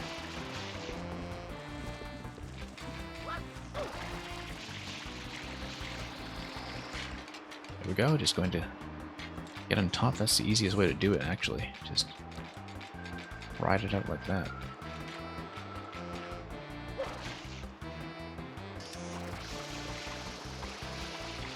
We spray that? Nope, that's only for the and later on, I think. Nope, bad idea. Too ambitious. But anyway, going over instead of doing the whole former coin maze on the underbelly of the fencing is probably the far more efficient approach.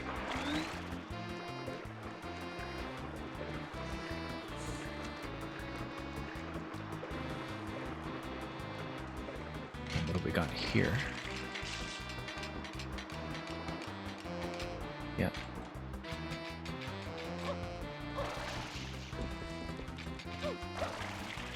Okay, there we are.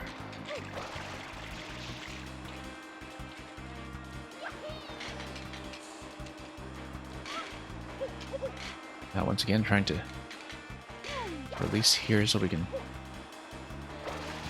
go around and up top. There we go. Yeah, there's tons of maneuverability to play with. Let's wait for the platform to come back. Totally forgot to switch nozzles once again, and then we won't be punished too hard for it this time, at least.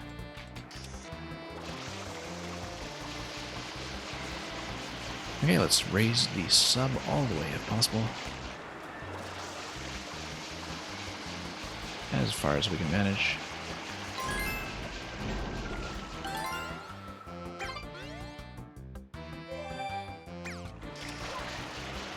And then, yeah.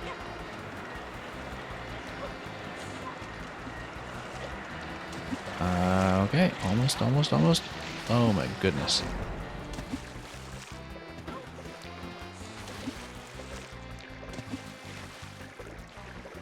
However, what's going on down here? Can I actually pop this guy from below? I don't think I can, though. But why don't I just swim down here, then? What does the platform give you problems? It totally gives you problems.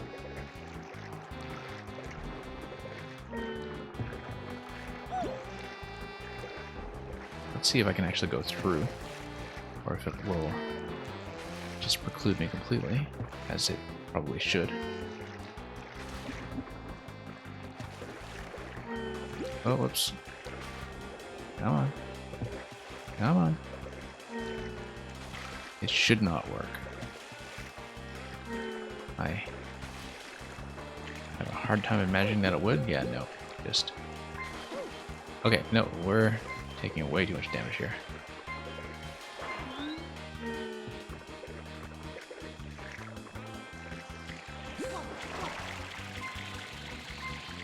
Yeah, I didn't realize I was taking that much punishment.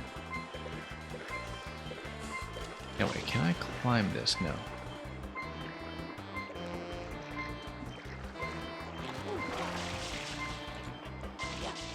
But this is going to stay raised at least. Sort of important.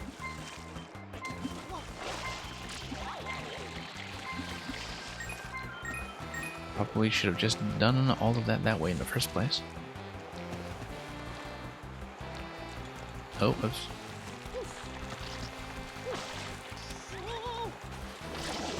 We had better grab some replenishment.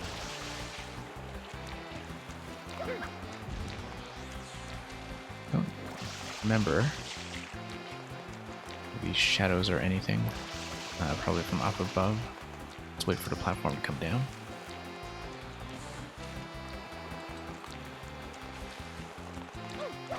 Okay. No, no, no, no, no. Here we go. Kind of a hacky way to do it, but whatever works. And yeah, I could have done a climb underneath, but not how we'll do it today.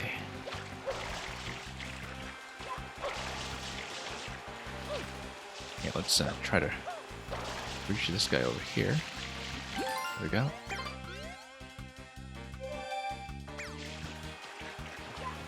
Now, what I want to do is open up an underground passage such that I am able to grab the coin that is associated with spraying the X that we saw earlier.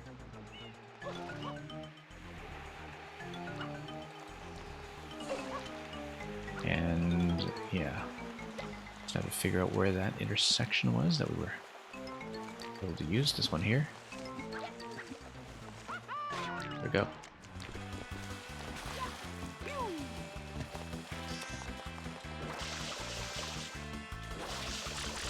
Okay.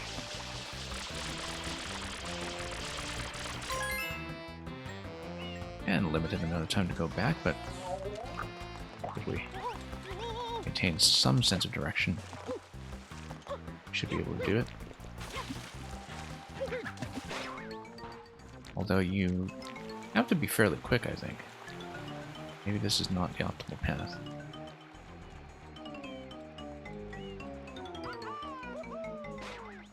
Because yeah, you actually have to be so quick to get back here. Unless you just spray this one down and grab the one on the other side. Yeah, much better.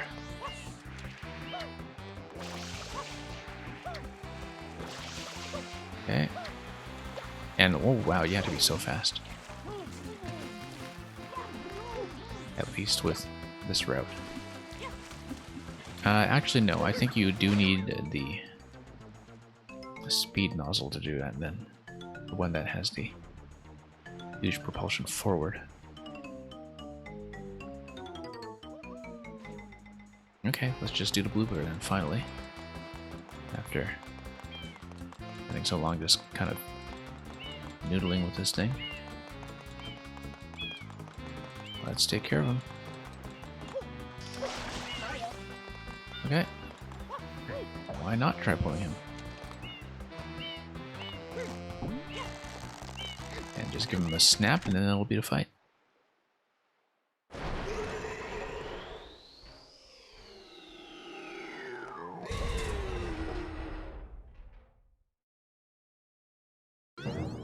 Okay. I need to pop his cork, actually. Let's grab some of these legs out of the way first. Oh, he's gonna slap me if I go straight for his stab. So let's just manage some of the squid legs. There we go.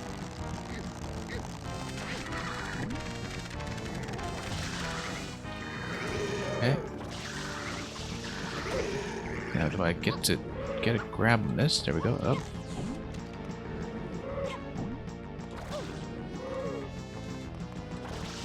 You know, I wonder if I'm having this much trouble because of the lack of an octagonal gate on modern sticks. It's not something I was thinking about earlier, but it would kind of explain why I have some directional imprecision when it comes to both Mario 64 and this game. Could be that on GameCube I was just overly dependent on the octagonal gate around the stick. Okay, we need to find a better position for that.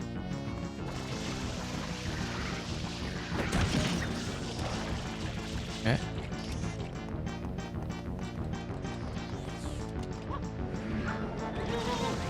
Okay. Oh yeah, just have to step on this. Just tread all over him.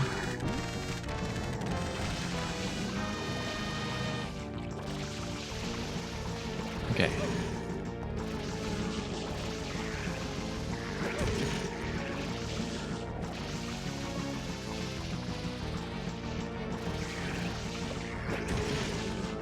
There we go.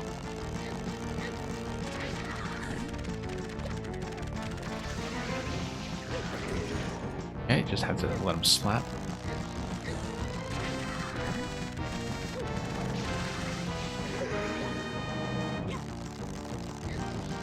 Okay, here we are.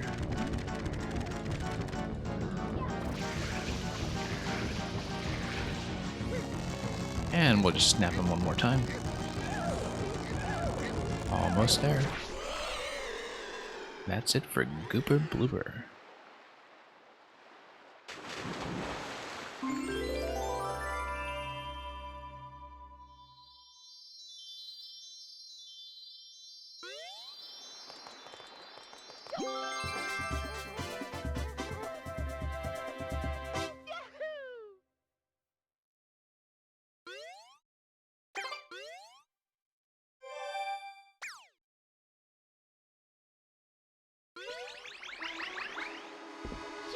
Okay, so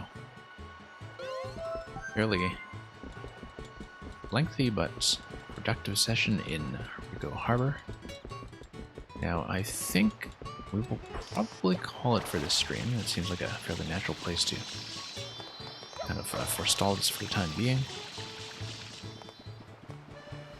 And whether we return to either this or 64 on stream is something that's yet to be determined. It might be something I'm interested in doing, but we'll see. Might as well just run around Delfino just a little bit more while I talk about the end of this, though.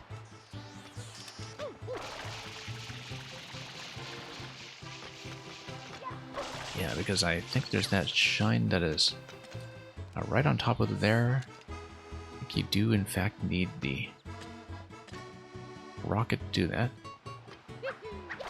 Grab the main shine in town. Whoops. Yeah, very satisfying just to run around, fool around, just be very undirected about this game. It's a very good experience for that specific purpose. Now let's see if I can actually get the wall jump off this for once. Yeah, there we go.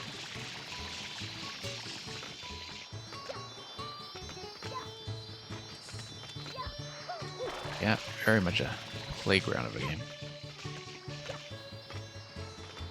And yeah, not gonna open the theme park just yet. I think that will come a bit later. But let's see. Shine scientists report that the shine sprites of Isle Delfino's legendary Shine Gate have disappeared. Yeah, we can tell. Wonder if I can spray down that guy across from me here. Or rather the... Yep.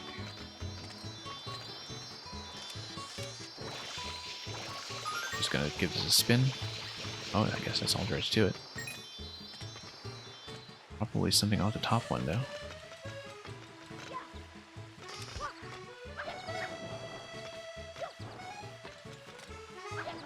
So yeah, I don't know if I'll be streaming this one further.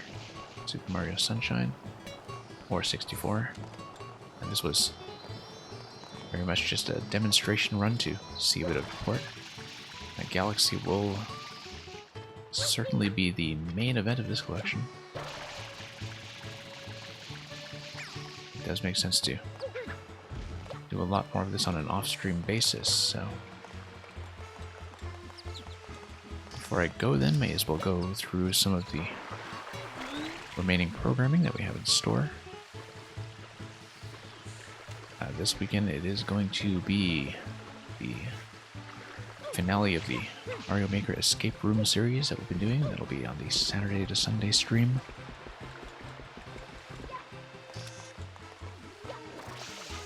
Now, how do I get this guy? In such a long time. Of course, we should be able to do it by reconstruction and reasoning rather than by memory, just to see that the game is as communicative and successful at doing that as it always was before. It's really looking beautiful on the system, especially in contradistinction to 64, really showing off that generational jump. And we'll see, it might have some extra streams for some of the other new content that's been coming in very quickly on the Switch.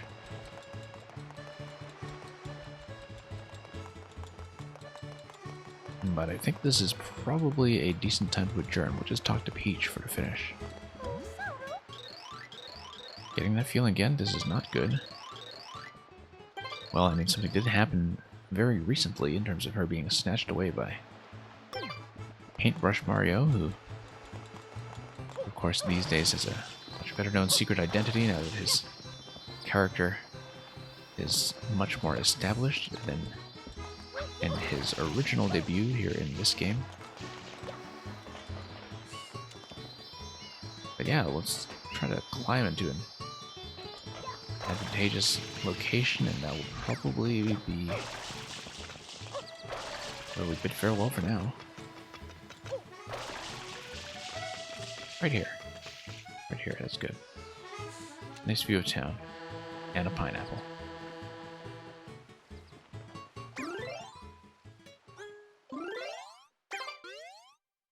Only 4 shines in total so far. This has actually been a spectacularly long session for how little progress we have made with the shines, although done a fair bit of poking around with the blue coins, which I suppose is progress in its own fashion. So let's just call it quits for now, return to the title screen.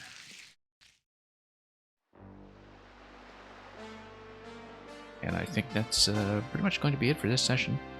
Super Mario Sunshine! Woohoo!